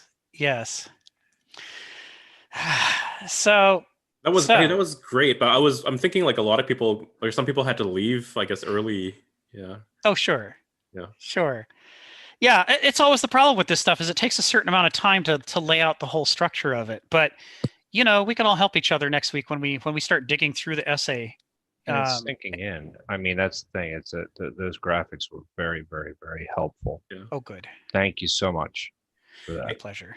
So are we gonna should we make this officially 3 hours or 2.5 hours, or like because it's listed as 2 hours, but we seem to be going like routinely to 3 hours. I usually go to 3 unless it's clear everybody's wiped out before then, which has happened. but unless that happens, I usually go to 3 because it just takes a certain amount of time to get a complete thought. No, that's great. No, I mean, I'm cool like hanging in there. But can we like list it like officially as 3 so that people can try to plan around it, and maybe they can't catch the whole thing, I guess. But what do you think, David? I think what Richard is talking about, is the automatic meetup default. Okay. It's just the default is 2 hours. I mean, that can be changed. I'm just saying I just click OK and just it does it about 2 hours automatically. Okay. Is that what you're talking about? Yeah, that. Yeah, I think we should like whether it's 2.5 or whether it's 3. Like, I mean, like then at least it's transparent. Like what Yeah, and I think like most people that are already by now here, like they've kind of signed up. Like hopefully for the long haul, right? So yeah, Mirage says just longer the merrier. I don't think it's much of a problem because people have been here before and they know to expect. It's just going to keep going until we're done. Your God, Rick's going to go on and on and on. Oh, these last 2 were unusual. I'm not normally going to narrate this long, but I really wanted to tie Hegel and all the rest together because he's talking about mythos and logos. He's about to talk about Gnosis and Noesis, and it helps if we can see the relationships to each other before he starts doing that. I think now. I needed that. I needed that for it to sink in, and I still have a lot to process. Oh, good. Catch the recordings if you need to Yeah, that's essentially what I'm going to have to do. Yeah. So Hannah asked in the quotes what the purpose of this was. I mean, and all yeah, the recordings. We go. We start. When did we start? August. I think we started in August. Oh wow. So this was a setup to being able to go through this essay and know what he's talking about by Noesis and Gnosis and Mythos and Logos. So especially the idea of separating Logos culture from the actual Logos of the cosmos was an important distinction to make, and to see why it is that when we engage in Verstand, we create a Logos culture that feels to us like the cosmos, and it's all rational and organized, while at the same time not actually being the Logos itself, and might even be a betrayal of the Logos itself. But we can't tell because we're not thinking in actuality. We're thinking in reality. I think that'll make this easier going forward. So, yay. Oh, thank you. Hey guys, I just want to introduce myself. I came here. I'm new. Hi, Anthony. And this was a very enlightening, despite the fact that I am not familiar with most of the philosophers that you talk about. I mean, I've heard of Hegel and I've heard of the dialectics and stuff, but the way you explained it was very clear, and I was able to grok so much of this, surprisingly. So thank you. My pleasure. My Really- pleasure. And a really lot of good it syllable. just comes from Kenneth Smith's approach, which is he really wants to represent each philosopher he's drawing on as themselves, rather than just as a punching bag for his own philosophy, and then take the best parts and put them together into some new whole. Wow. It really lends itself to us then following up and reading these other philosophers and trying to figure out what they said.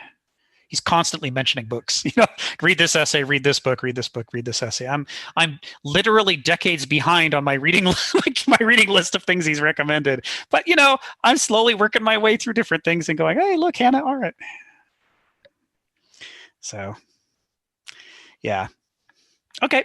Well, then let's wrap up here for this week, and we'll pick this up a week from today. Yeah, thank you so much, everyone. It was fantastic. I mean, I can't thank you enough. So, My sincere pleasure. have a great week, guys. You too. Bye, Hannah. Bye, Anthony. Bye, David. Bye. All right. I guess we're done.